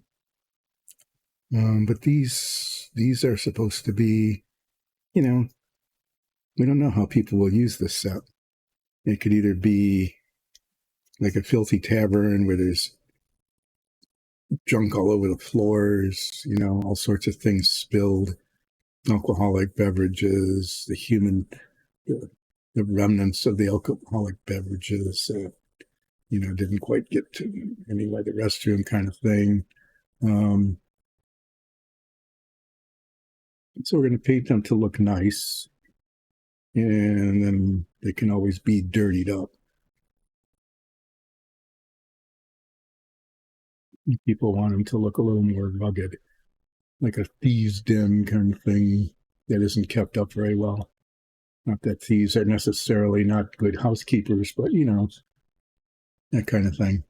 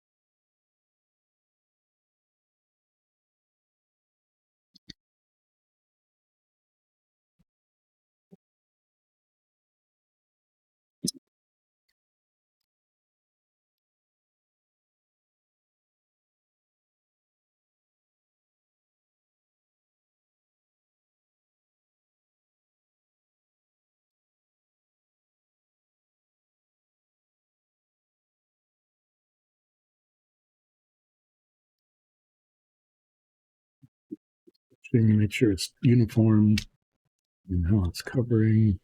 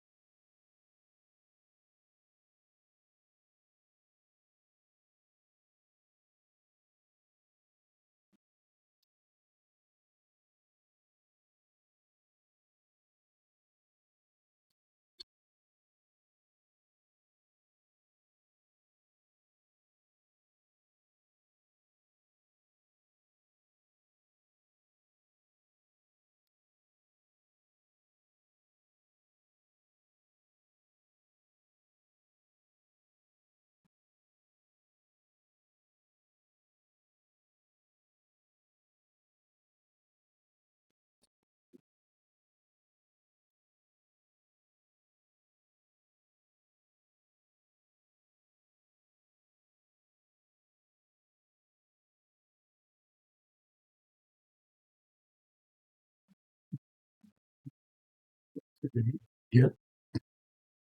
And I did the touching up.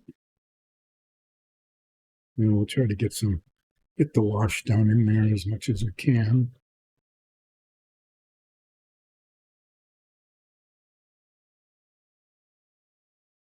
We didn't show too much.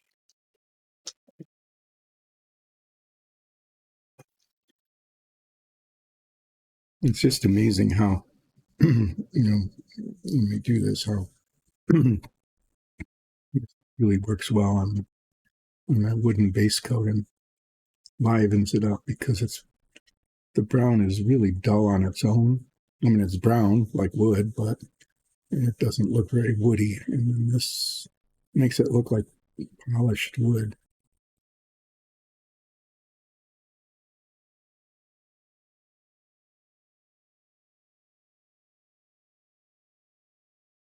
Yeah, this watch actually was kind of an accidental discovery. Buying paint, and it turned out that if you bought a set of like 10 paints at a time, they come in sets. You get a lot of the colors. We got a lot of the colors we wanted. Yeah, about half the price of buying them individually, which was kind of nice. But then we got a couple of things that we didn't know if they were going to be any good or not. A couple of oranges and blues and things that actually we've been using because they're kind of cool colors. But this was in one of the boxes, one of the sets. I was like, oh, I don't know. Let's just do a test. So I did, different base coat colors. We had like 3 or 4 different browns, and then I tried we have 3 different brown colored washes. We had umber, dark brown, which are not the same in reality in terms of how they look. And this one turned out to be like the best in terms of how it made the wood look. Probably because it's got this little redness in it. This makes everything look a little richer.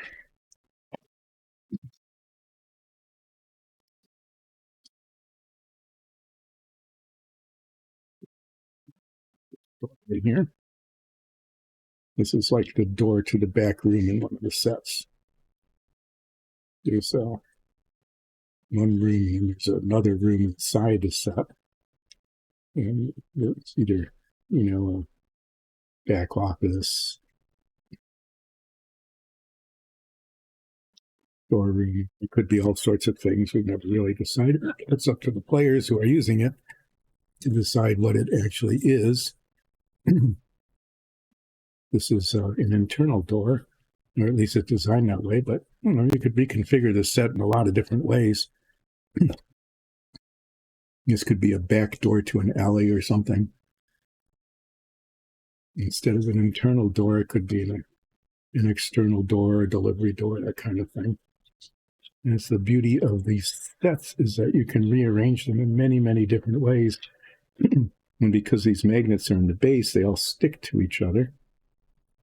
Not to a metal base. You don't have to have a special metal base for them to stick to. They stick to each other. And so you can reconfigure them really nicely and easily. He's got little stucco bits in here that are now completely painted over. That we'll have to make sure we capture when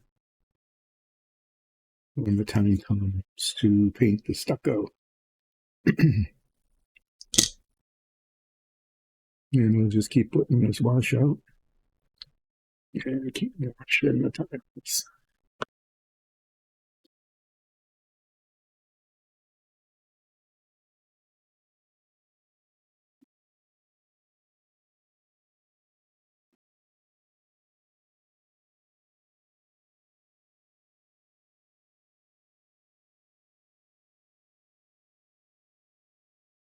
We're making sure that we get all the surfaces covered in a more or less uniform way.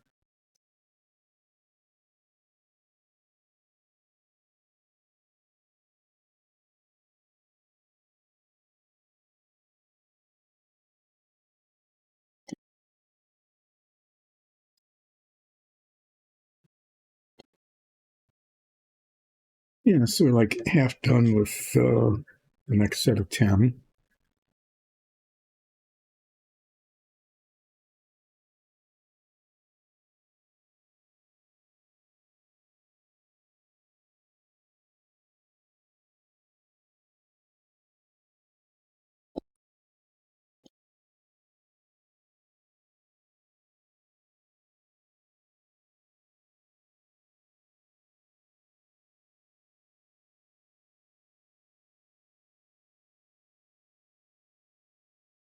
Focusing, not being careful with the stucco part because that will be painted something else called dark sand, which is kind of another nice color. We ended up, I don't really remember why we bought it. It didn't come in a set or anything. We bought it intentionally. Yes, because it looked kind of good, potentially nice online, and not. So eventually you kind of settle in on a set of colors that become more uniform, and you buy those in a little bit more.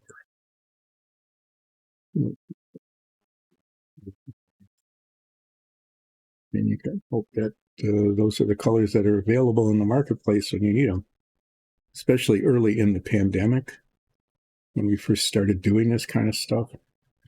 Sometimes you couldn't get the paints at all. The Viejo paints are from Spain. Tamiya paints are from Japan, and the supply lines got all gucked up, and the transport networks just stopped working. And so everybody wanted to do modeling, right? Because you have to do something with your time as you were isolated and stuck at home, not going out. And couldn't get the paints. So that was interesting. But now the supply seems to be more reliable. Sometimes, you have to go to more than one online store to get the colors that you want, because some appear to be more popular than others.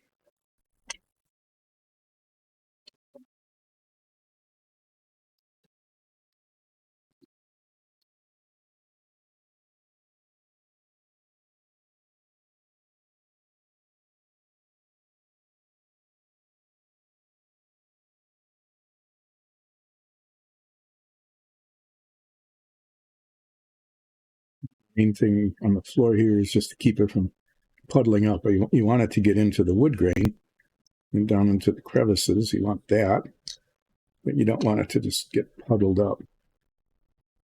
And here there's an issue.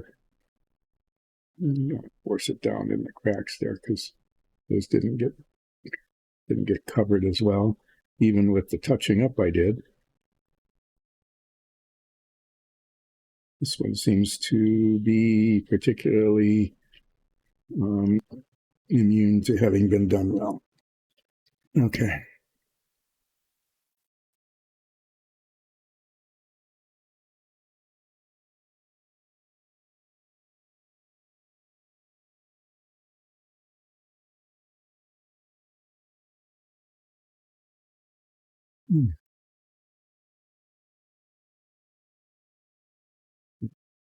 Having a losing battle between having too much and not enough on that one. Need to brush some of it off.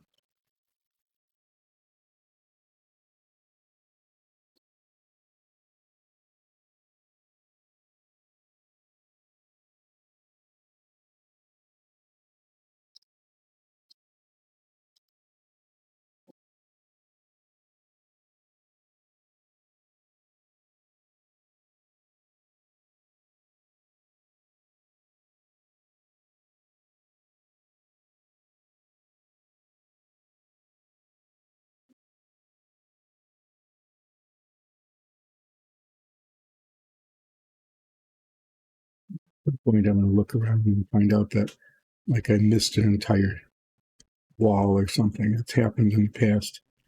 When you're all done, and you pick them up and you go, oh, look, I missed like the entire side, maybe. Like here. Which one you'd think you'd catch by just rotating it and taking a look at it. But sometimes just don't, you just miss it. I'm doing okay so far. And if I catch it, I'll just, you just go back and squeeze the paint out and spread it around again.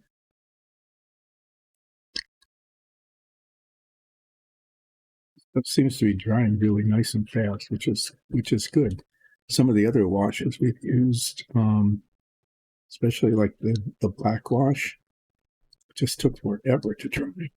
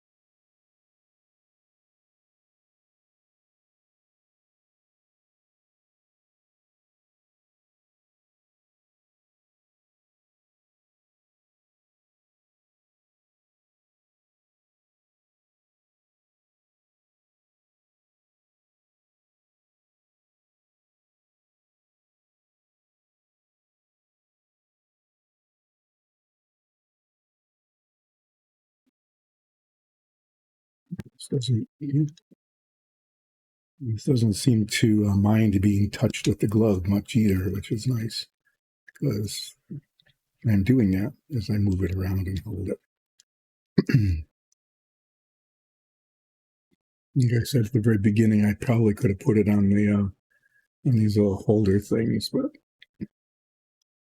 I'm not sure I would have gained very much by doing that anyway.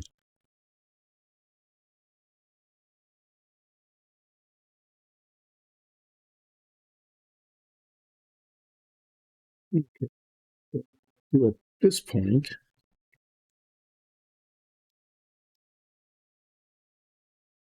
I'm going to wash the brush out because it's getting kind of gummy.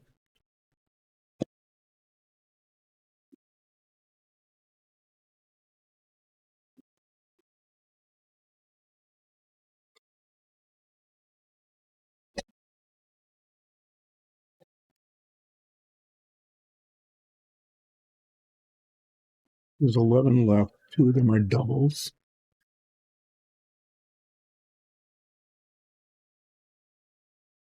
Yeah, so I'm going to do a couple more.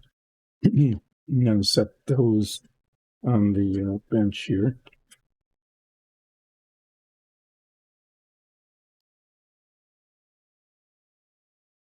You push them up out of the way.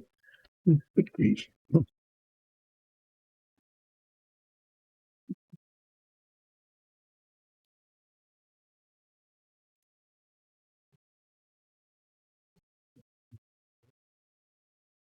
They can dry. I'm going to put the other ones more back in the front. All right.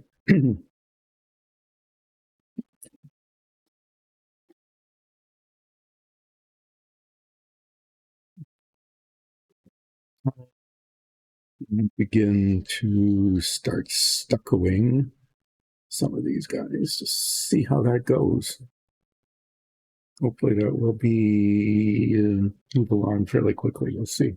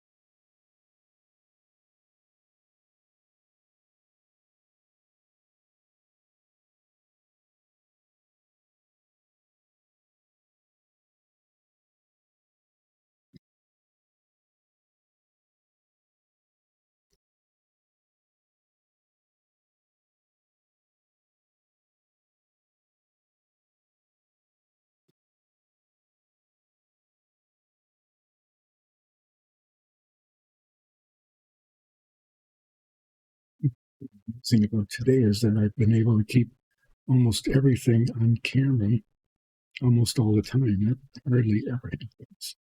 Kind of a weird thing. Maybe because of the repetitive nature of what's going on.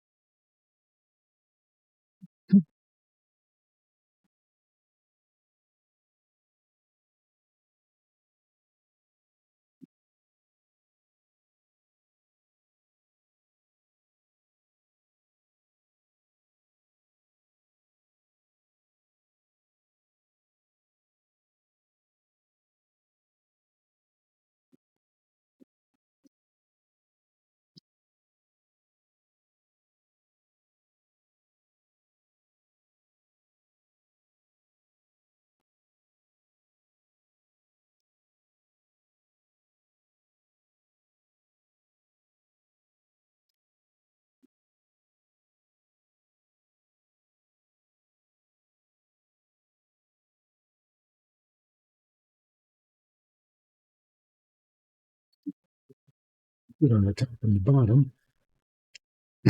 Set it down to the top left. So as I am more than halfway done, and discovering what I should have been doing since the very beginning. I guess sometimes that's how it works, right? You get it right until near the end.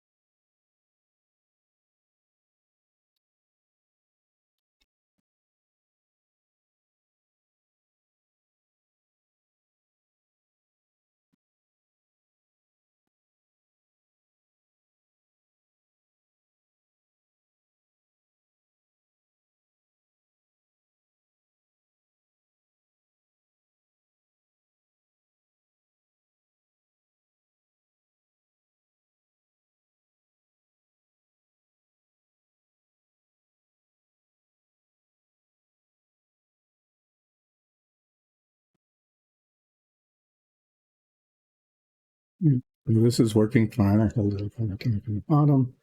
I'm not getting it on anything or anywhere that it shouldn't be. I'm able to rotate it pretty nicely.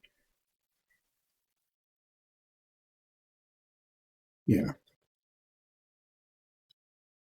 Live and learn. And it's almost kind of accidentally did that. And it worked out really well, so now I'll do more of it.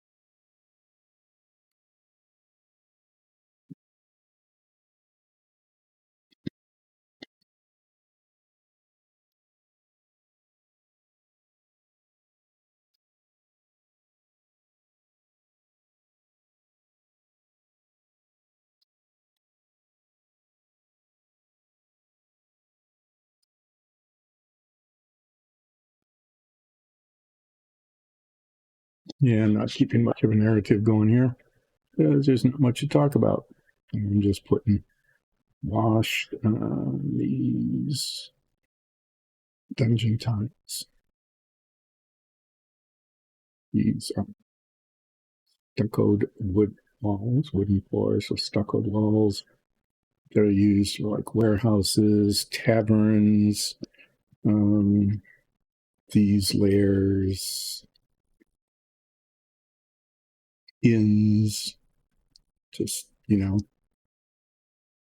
any kind of thing that would be made out of wood and stucco with wooden floors, as opposed to like a stone dungeon, which we also make, and they're pretty cool. There's some really cool pieces, like a necromancy kind of lair with a bubbling pool in the middle. That's really neat.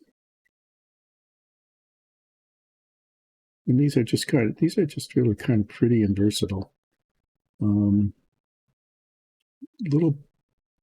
actually, a fair amount of work more than the stone ones. The stone dungeon tiles are, you put a base coat on everything. do some highlight bricks, wash it. These you need to put a base coat on, wash it, and then paint the stucco parts separately, which I may or may not be getting to later today, depending on how much time these next 8 or 9 tiles take to finish. And I'll probably, yeah, it looks like I'll have time to at least experiment with some, get it started, and if nothing else, get a fairly good idea of just how much time it's going to take.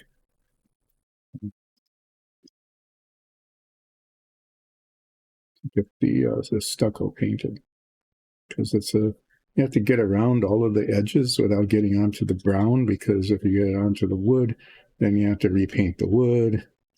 And just a lot of rework. So what I want to do is use a smaller brush to outline it around the wooden frame, hopefully more or less carefully, and then use a big brush to fill it in. And I'll do, I don't know,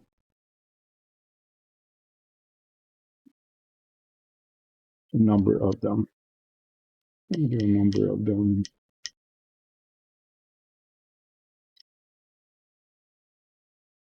In a batch to see how that goes.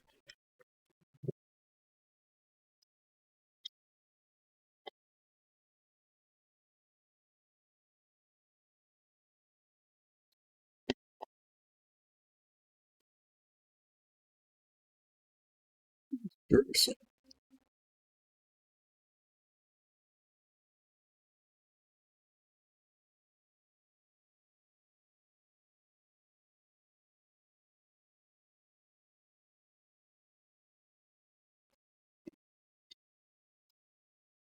I'm kind of concerned when I started this that this wash is not as thin as some of the others. Actually, that might be a factor of this new stirring thing that mixed the pigment in a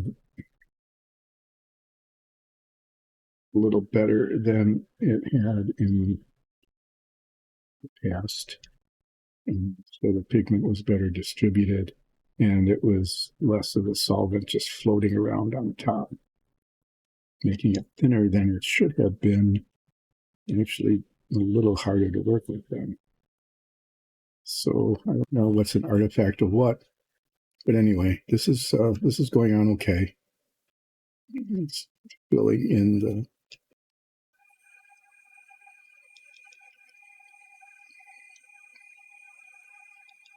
doing a good job of filling in the grain pattern that's in the print, giving it a nice lively color, making it look like it should. So it's working fine. Working fine.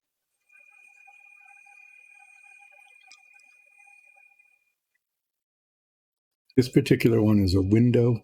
That grid in there will more than likely be painted a metallic color. That's what we've used in the past. It takes a little while to get all the little bits in and around the frame, but it looks pretty decent. We actually at one point talked about getting some clear plastic and installing a window pane. And I suppose if somebody like custom ordered something and wanted the window panes put in and was willing to pay for the time and materials, that's something we would consider doing. But not for just sort of the general consumption kind of thing.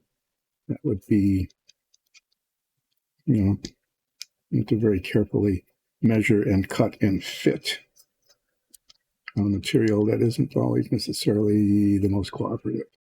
So it's just a thought. It's something that could be done if someone wanted an extremely high-end kind of dungeon set.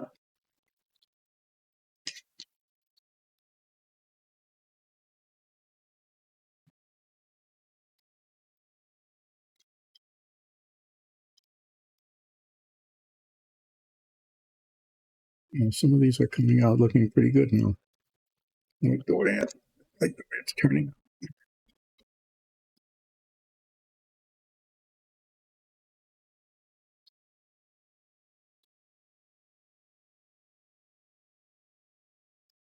We've really done this on scale before. I think we've only used this.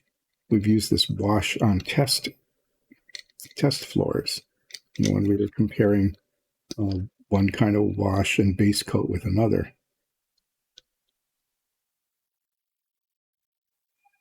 I know it. Okay, this is this one.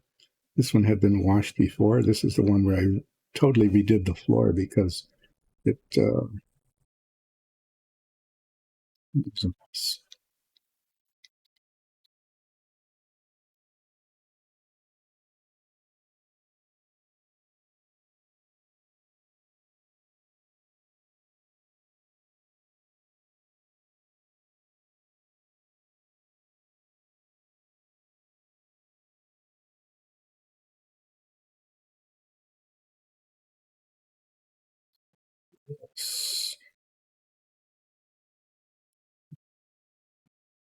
We have a busy day today. We're going to be recording our next session of our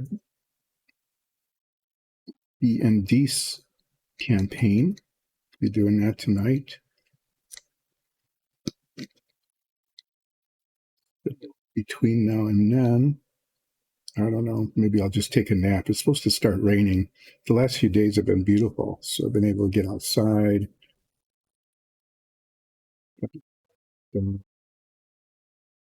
It's got a lot of yard work down below the leaves off. Hopefully that won't be too much in vain.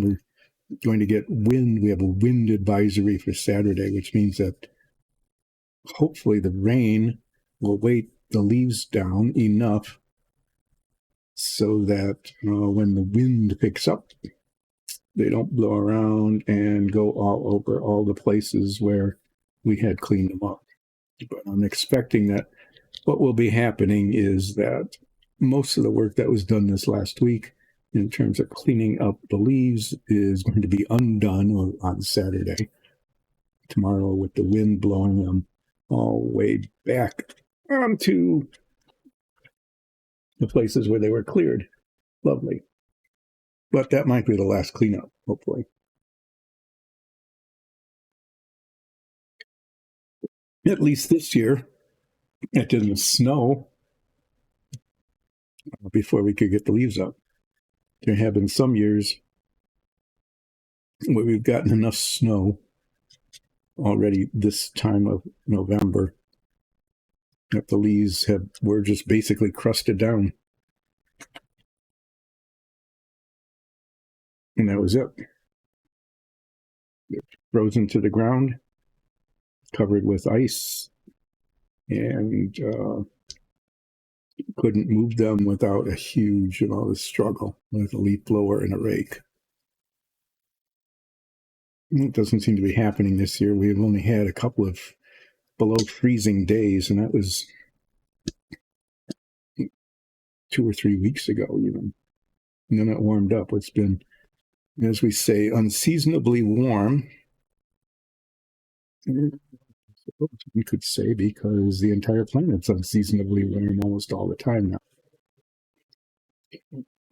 It's been really nice. It's really been really pleasant being outside, walking around, doing yard work, but it's kind of scary at the same time that it's been so warm for so long, so late in the year.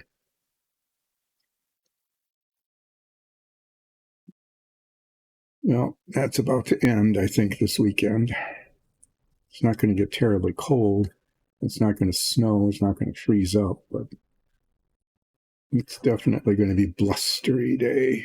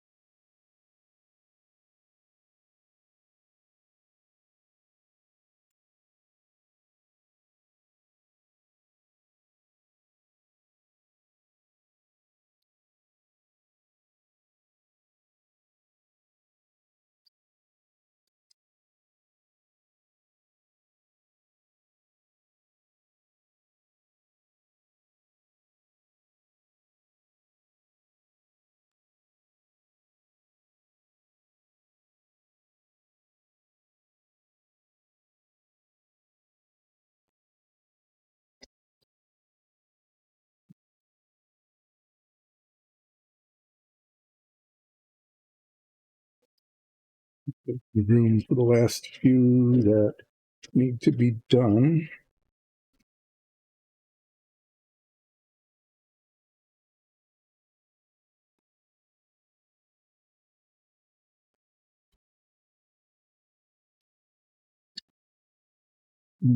File.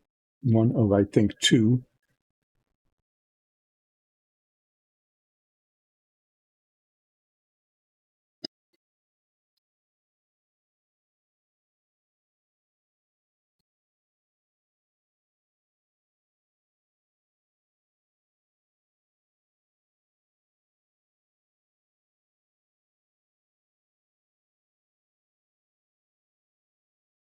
Kind of uncolored down in there. Just trying to force some down with this bigger brush to make it so that there's not this bright spot underneath. I should have caught that when I was doing the touch-up, but I didn't. So we'll do it down. And we'll go around the edges here.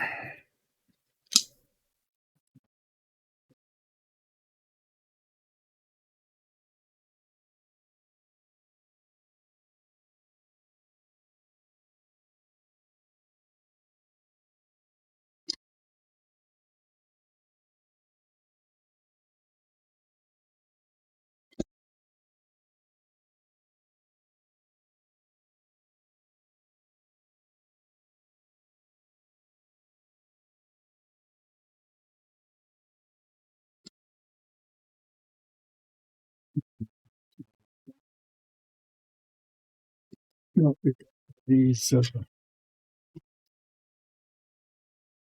double lines, these are double doors. Each of them is the size of two. You get credit for two for each of these, right?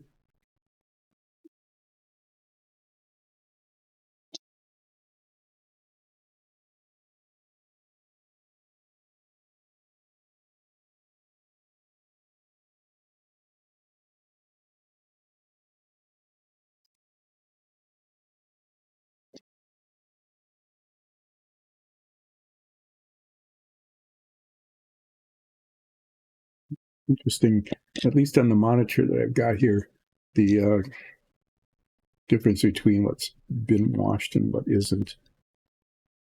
It doesn't show up nearly as much as it does in real light, so to speak, under real light.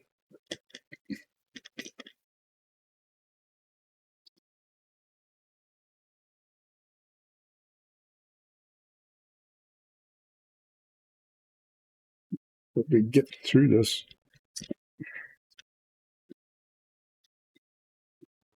Got it, at least. Starting it, you didn't really know how much we're going to be needing. To be used. There's a lot of surface area to cover.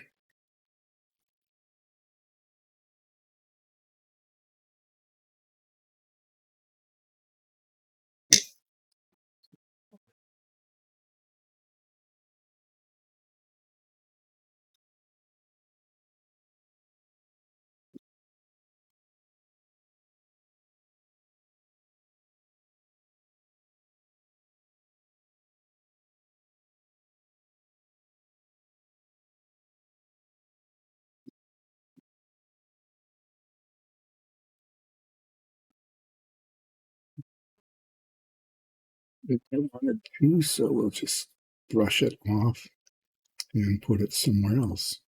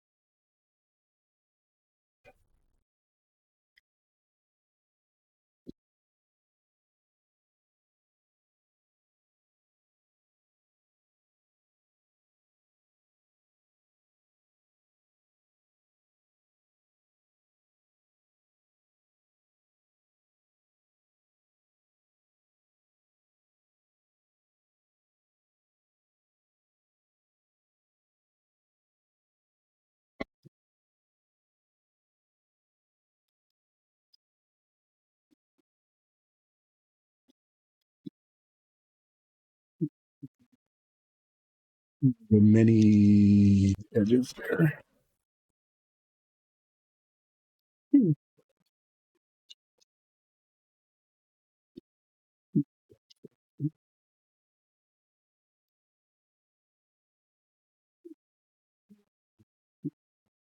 Finished.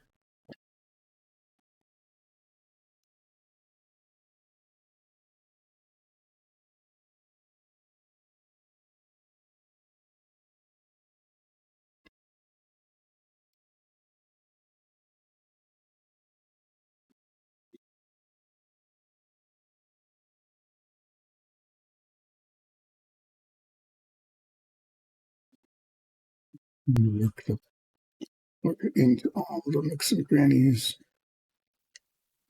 so that it shows the wood grain pattern. Doesn't pull up. So that's what we were trying to accomplish there.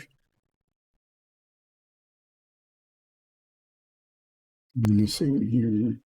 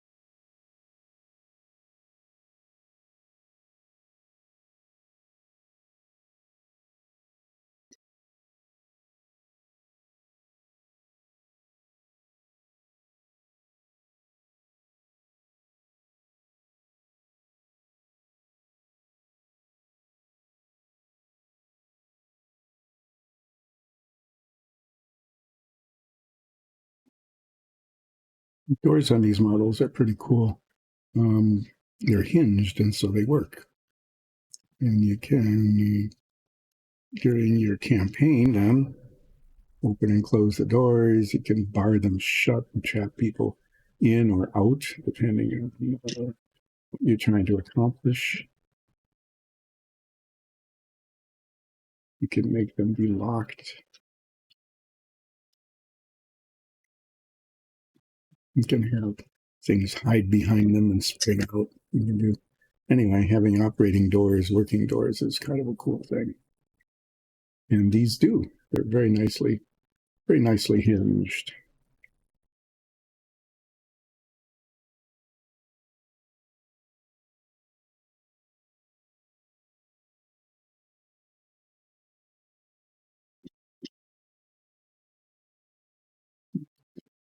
Maybe I will have, and was just right. Just enough, maybe just even a little bit extra, which is okay. What I need to finish this last one.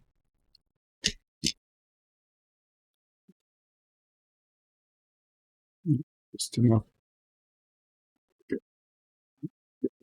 the thing I looked.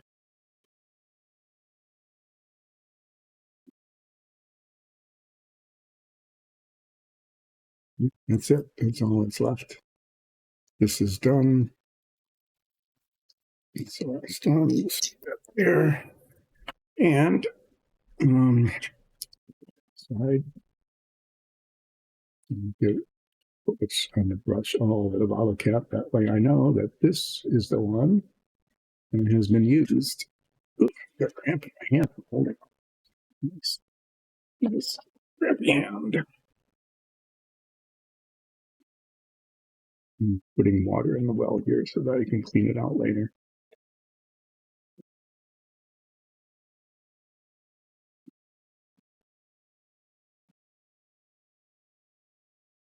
Okay, so what we need to do is in the dark sand. It's the color that we're going to be using on the stucco. I'm going to be using this brush a little later, but mostly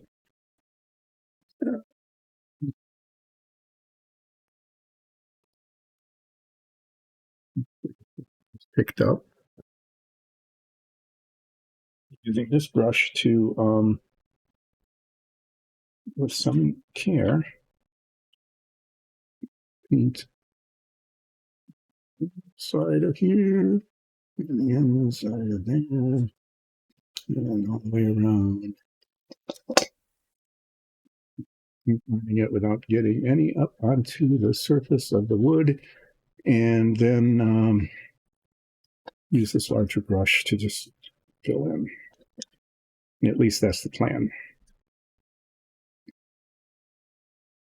So what have we got? About a half hour.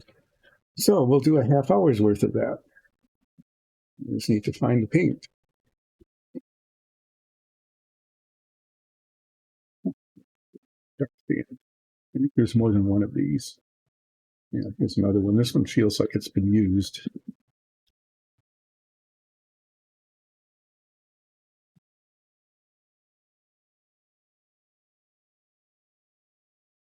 Yeah, this one's slightly empty. This one's full.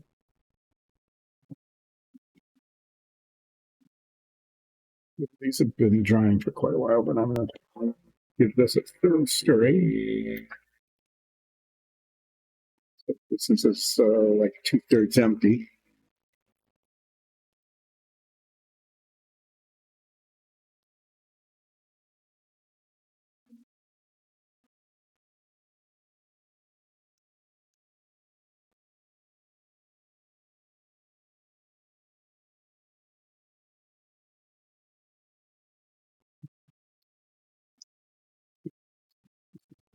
Here.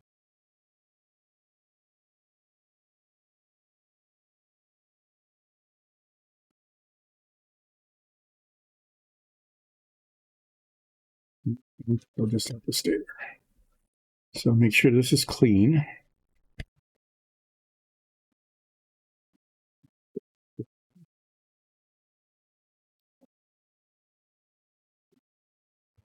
In here, but we'll start squeezing it out.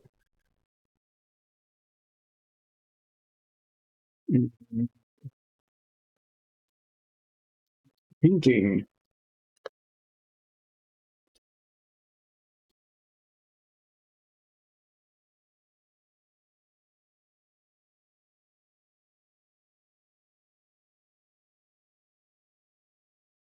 Guessing that what happened before is that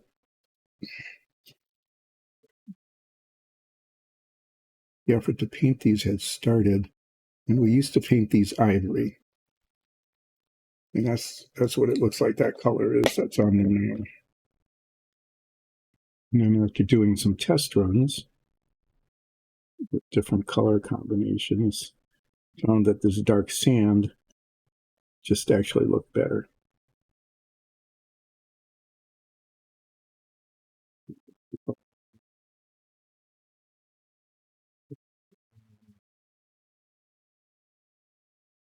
Along the edge here.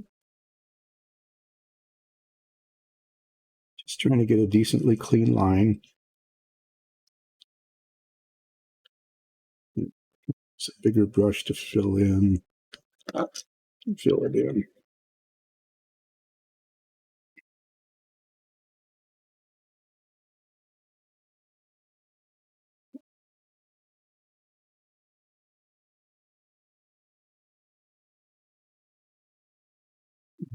Using the brush kind of horizontal here, just to paint up to the raised edge of the wood, not getting it onto it too much.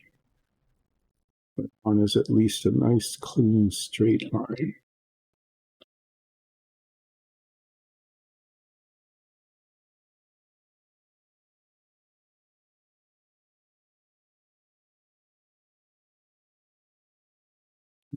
But before, sometimes when you're painting, it isn't so much where the line is that it's straight.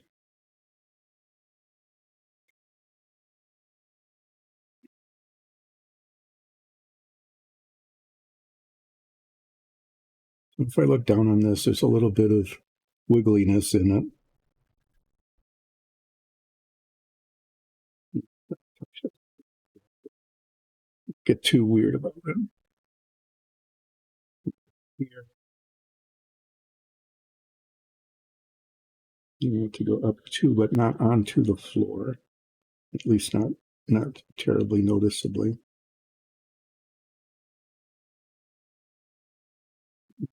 We'll proceed with some caution. Probably can't see this very well because the angle I'm holding, but I need to hold it at that angle in order to get the brush where I want it to.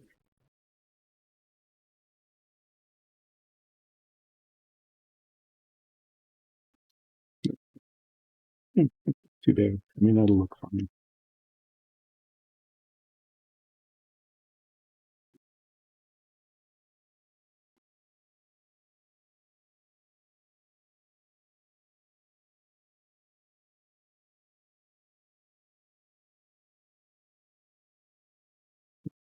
What happened here is that all the stucco had been painted with ivory paint, which was what we had been using before. And then we switched colors, so that's why I just went right ahead and rough coated all that base coat of the wood in. What the heck? Because it was going to get painted over again. But this seems to be working okay.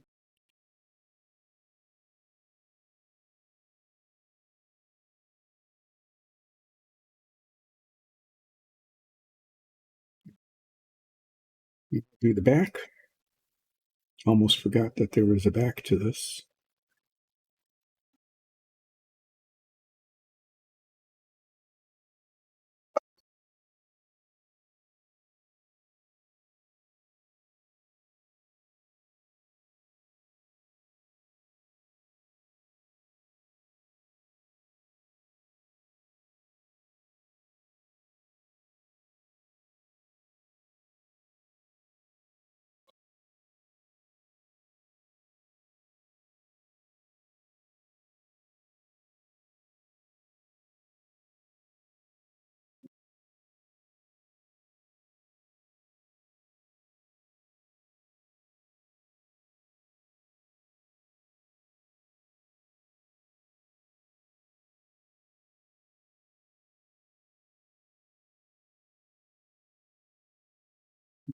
Got quite a bit of paint. I hope it doesn't dry up and gum up too quickly. This doesn't use very much as an edging.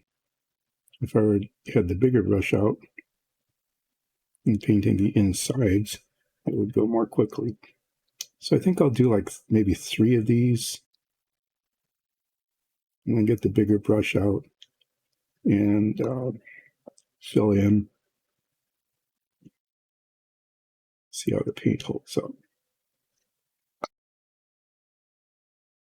I'm starting to get pretty good at squeezing out the right amount of the wash to do like 2 at a time, which was just the right amount before it started drying up and gumming up in the cup.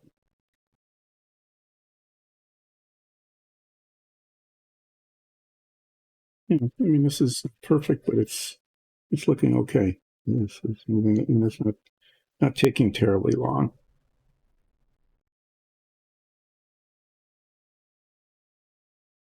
Mm-hmm. Do the hardest one. I want to do the bottom inside here first. This is the hardest one to do, so we'll just get it over with first.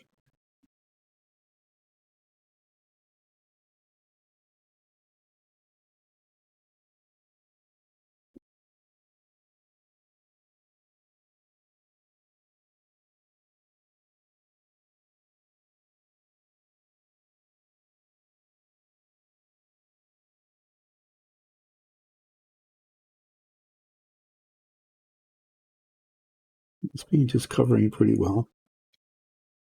And there's base coat and wash all over. And it's covering it up.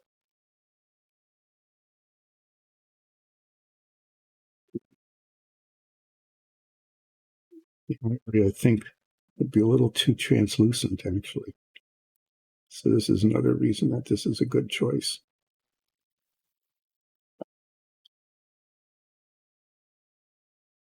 And although painting the wood down to the stucco was actually a little easier, just the care that would have needed, the slowness that you would have had to have taken to get the wash on, I think more than makes up for this. So we're able to get the base coat and the wash on large areas of the wood really pretty quickly. Yeah, so the paint, I squeezed a little too much paint out and it's starting to gum up already. So I definitely want to move along here and get like like I said, like 3 of these done, and then use the rest of it on the bigger brush to fill in the rest of the panel.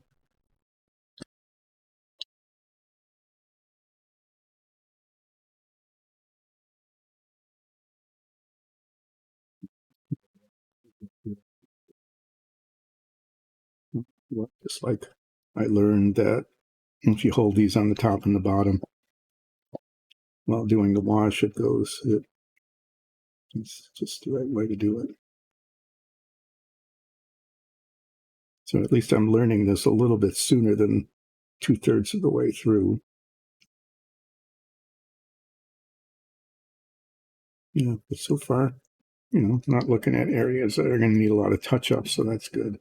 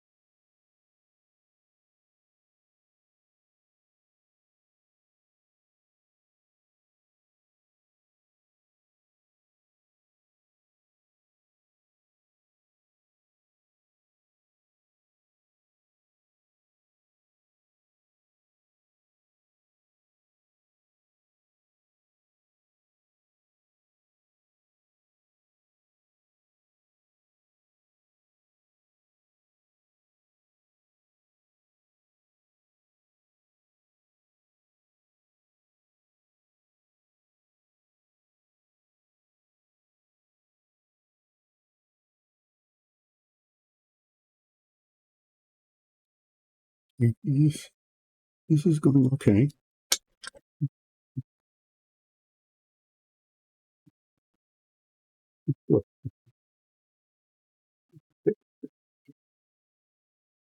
Paint. It will be a test of patience and skill.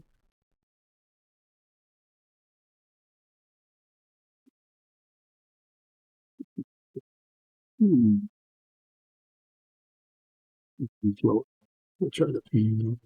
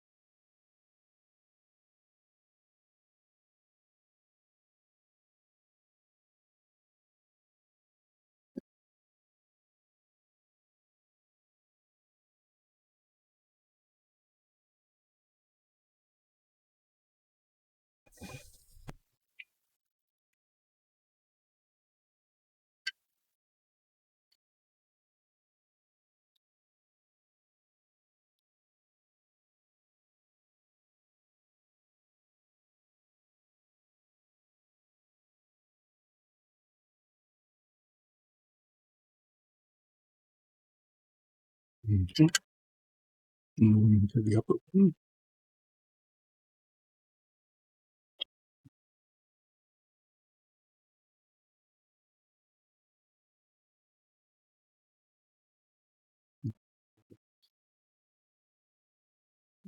It just bumped. I wasn't holding it well, and then you very clearly got it where I don't want it. So I'm going to do the old. It isn't so much where the line is, as long as it's straight trick.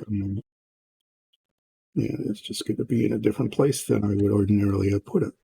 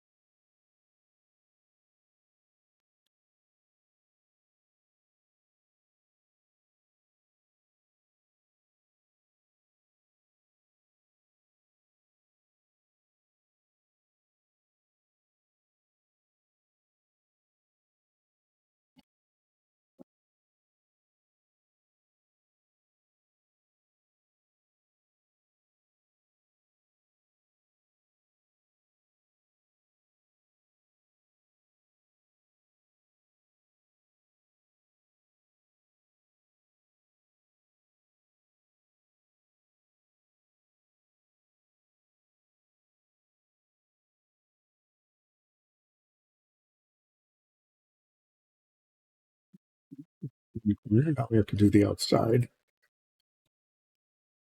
Can't forget that. It's easy to do.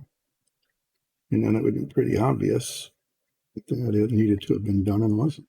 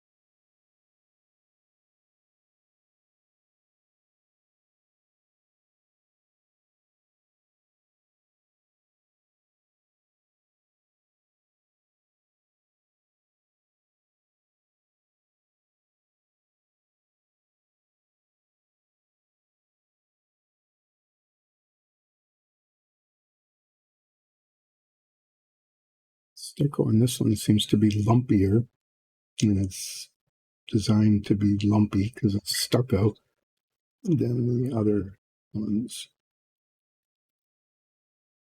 At least it just feels that way as the paint is going on.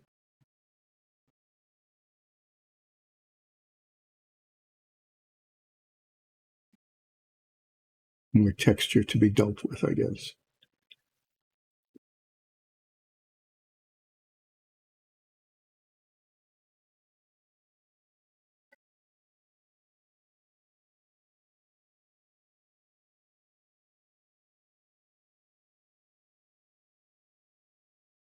You can see that, well, we'll look at it.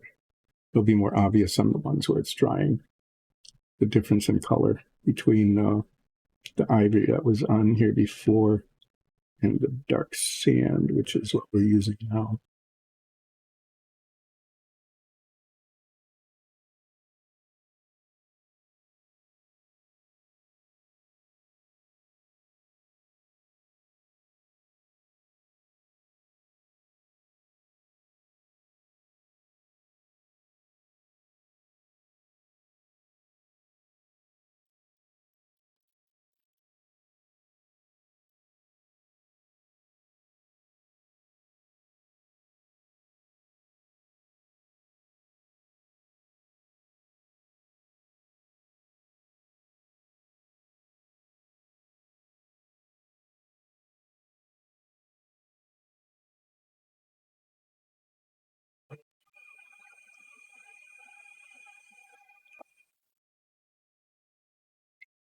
So I think this paint will stay alive just long enough to be able to be spread with the larger brush into the interior areas of the stucco.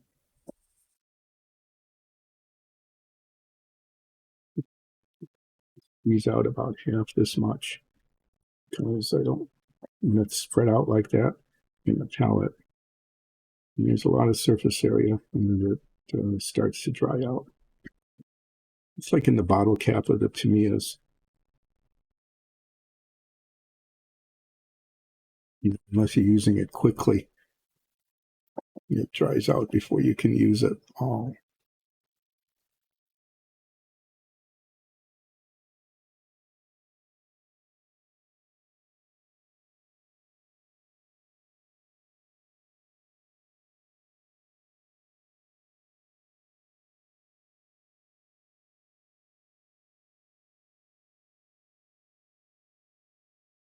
I think I got all the panels in this. Yep. Okay.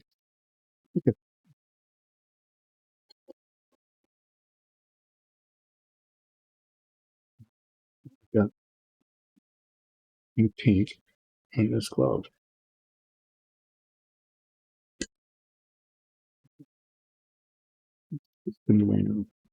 So I'm going to go back to some of the first ones, and you can see the color difference between the ivory that was on there before and the sand that we're putting on. I'm just going to brush this in using this big brush, which goes pretty quickly. Here, see what I did? And I was using the glove. I'll touch that up before we finish today. And this brush is not good down here. Okay, so this one's a mess. This is requiring touch up with the base coat and the wash both in order to salvage it. It must have touched the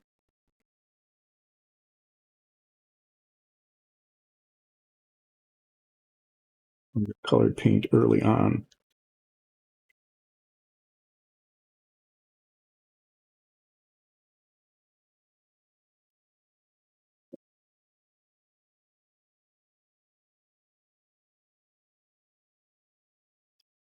Live and learn there too. Well, at least it's not a disaster. I mean, it's something that can be fixed, but it's something that would have been easier to not have to fix.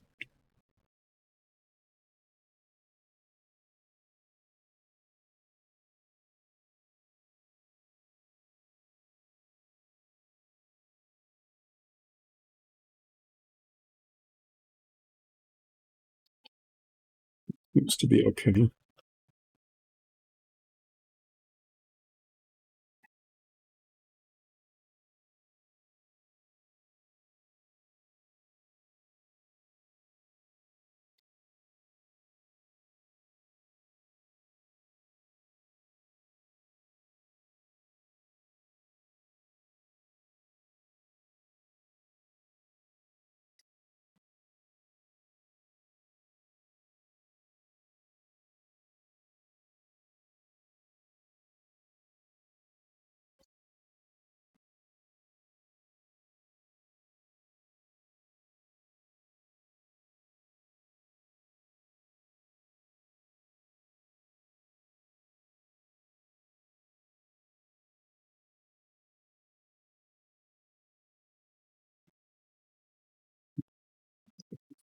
This one needs a lot of work.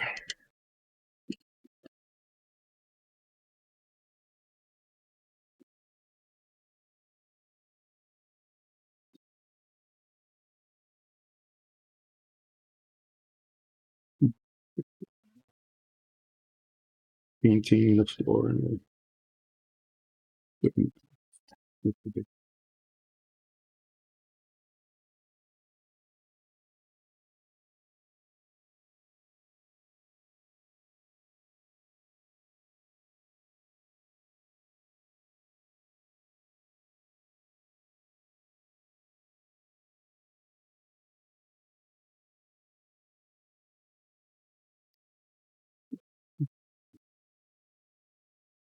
major hand cramp there.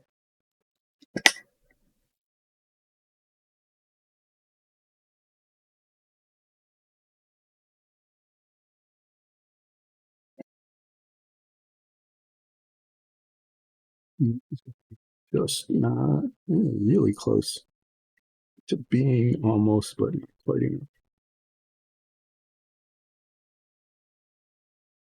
Let's see if I can scrape enough out of here.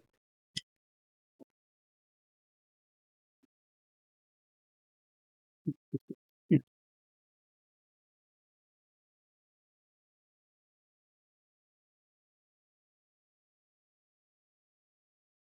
Okay. Now what I'm going to do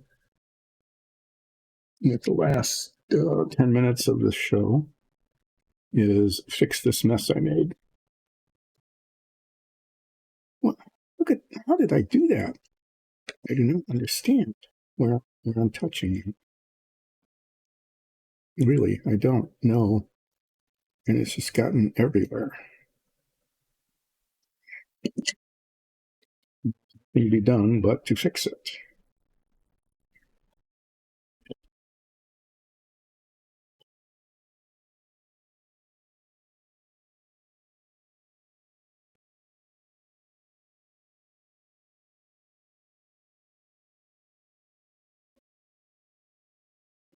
Take this and do a whole lot of touching up.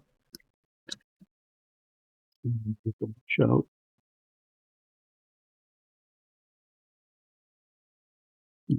Make it look uniform.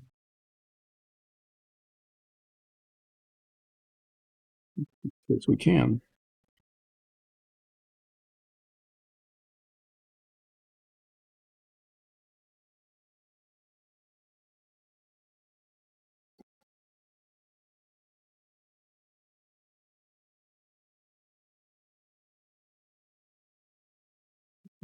Do more of these. Starting probably Monday, we are going to the way to hold them in a consistent way that does not get paint messed up everywhere.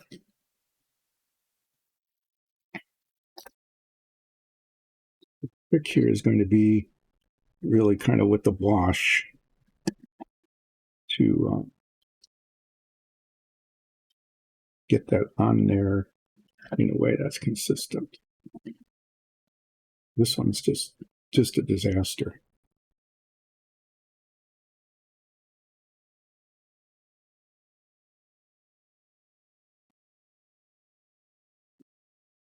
It was down in the base here where it's not quite so critical.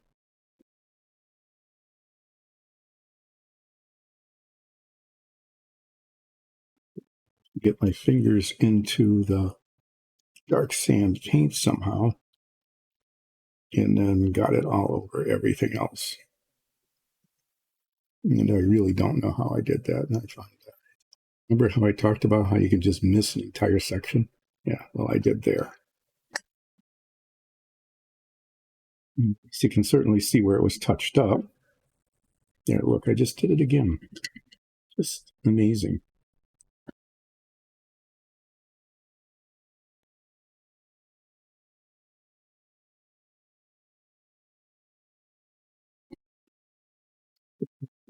To get the wash on there and blend it in so that it doesn't, so it looks okay. I'll just be using little bits of it. This is the one I didn't mess up. Yeah, okay. So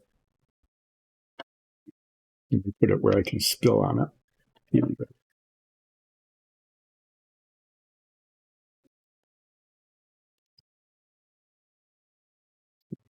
Dry some before I wash it, otherwise that'll be a mess. In the meantime, we'll clean this brush.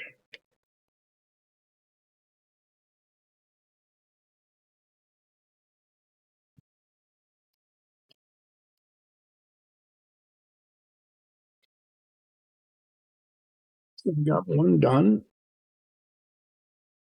I got two that need to be touched up in a mess. I've got all of those to stucco, and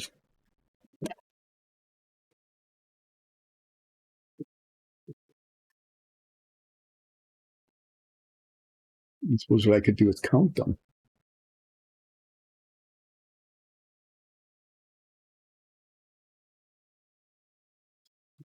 One, two,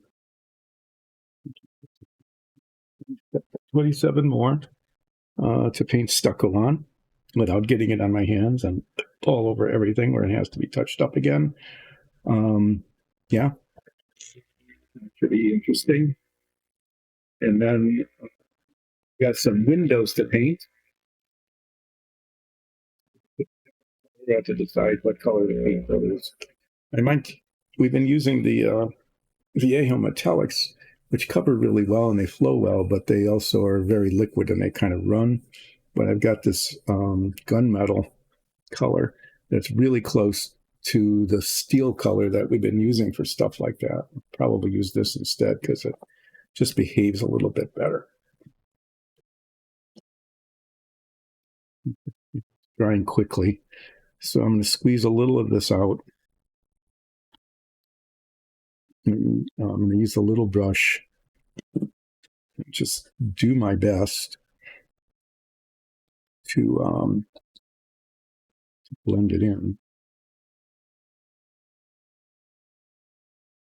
This time, not splashing and spattering all over the stucco because I need to touch that up too.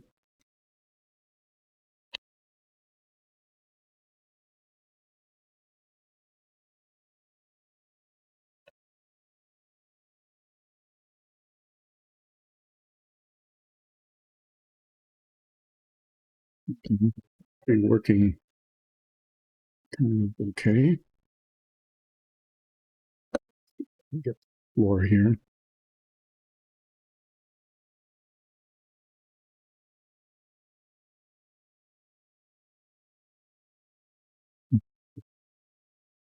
Color isn't drying.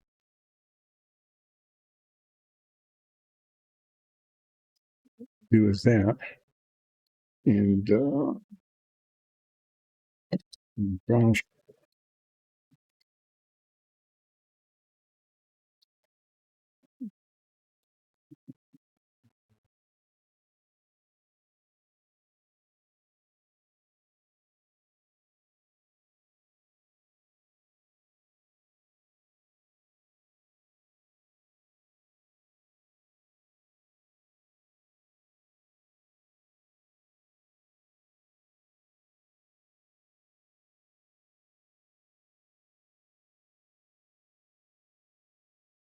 Maybe just live with that. There were other spots that were so many things. This one has quite a lot, mainly on the sides and the bottom.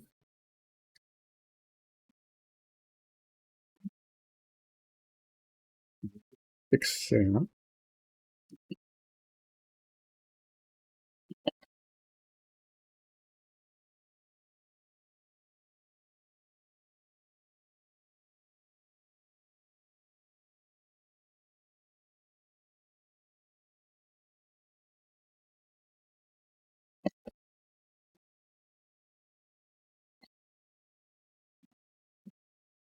Hold this whole bit back here.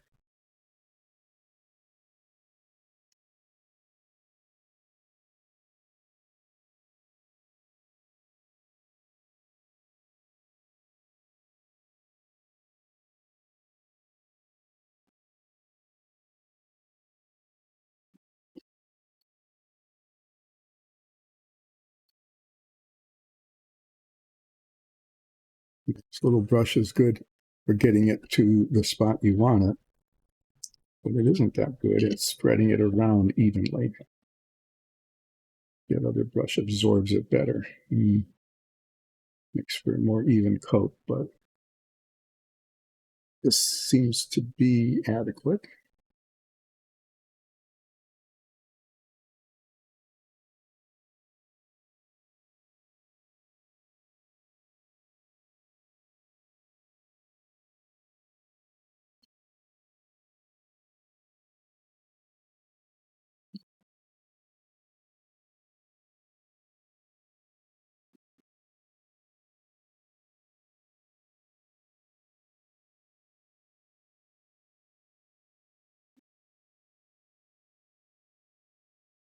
Okay, well, it's not hideous anymore. Here.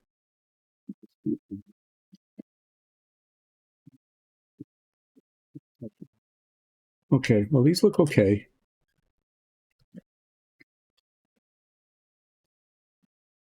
Dark sand color does look good on there. I mean, that was a good choice. The ivory was okay, but this just looks just a little better. Just in general.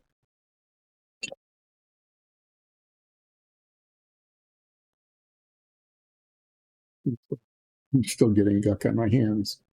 I do not understand where that happens. It's just been a plague for me. Is getting paint on fingers no matter what. I could be like halfway across the room and still get paint on my fingers. Okay, well, there. I'm actually going to, oh, there's a spot. I think there's still some left.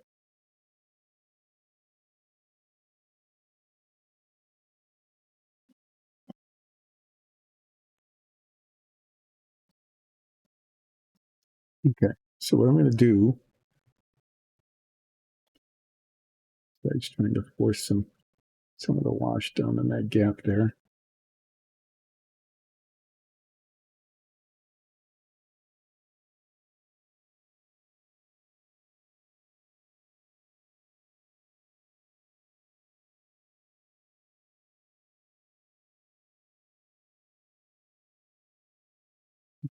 Be darker, but it isn't.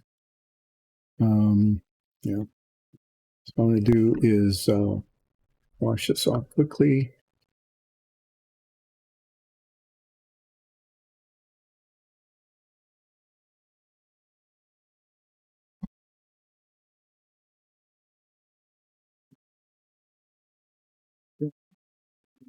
Camera already.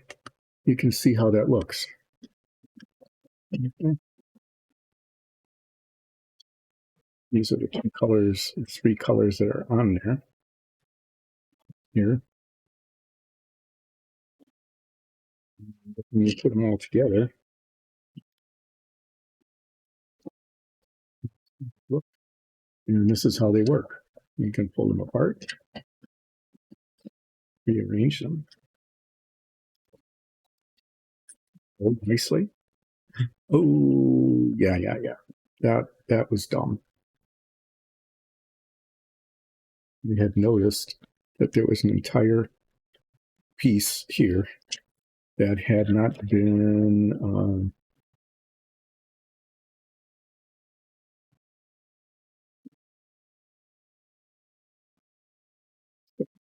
place and still didn't get it done until just now.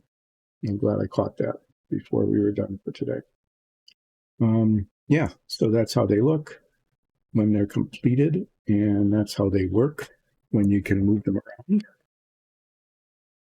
Pretty cool stuff, these dungeon tiles. And yeah, they look really good when they're painted and washed. So that's the set. That's how they come together.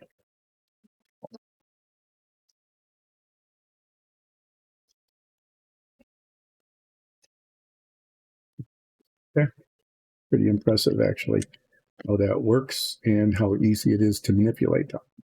So I'm going to leave that there. I'm going to spend a good deal of time taking all of this stuff off my hands. Somehow I managed to get it all over everything once I took the glove off. The brushes are fairly clean.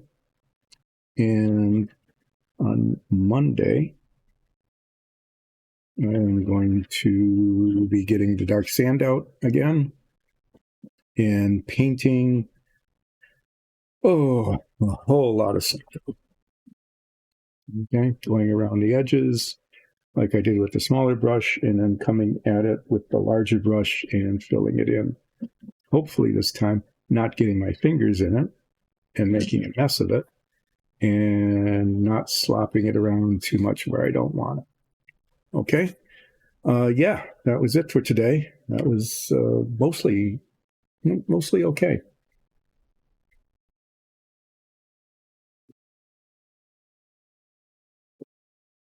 Tune in on Sunday, 2:00 for a D&D campaign.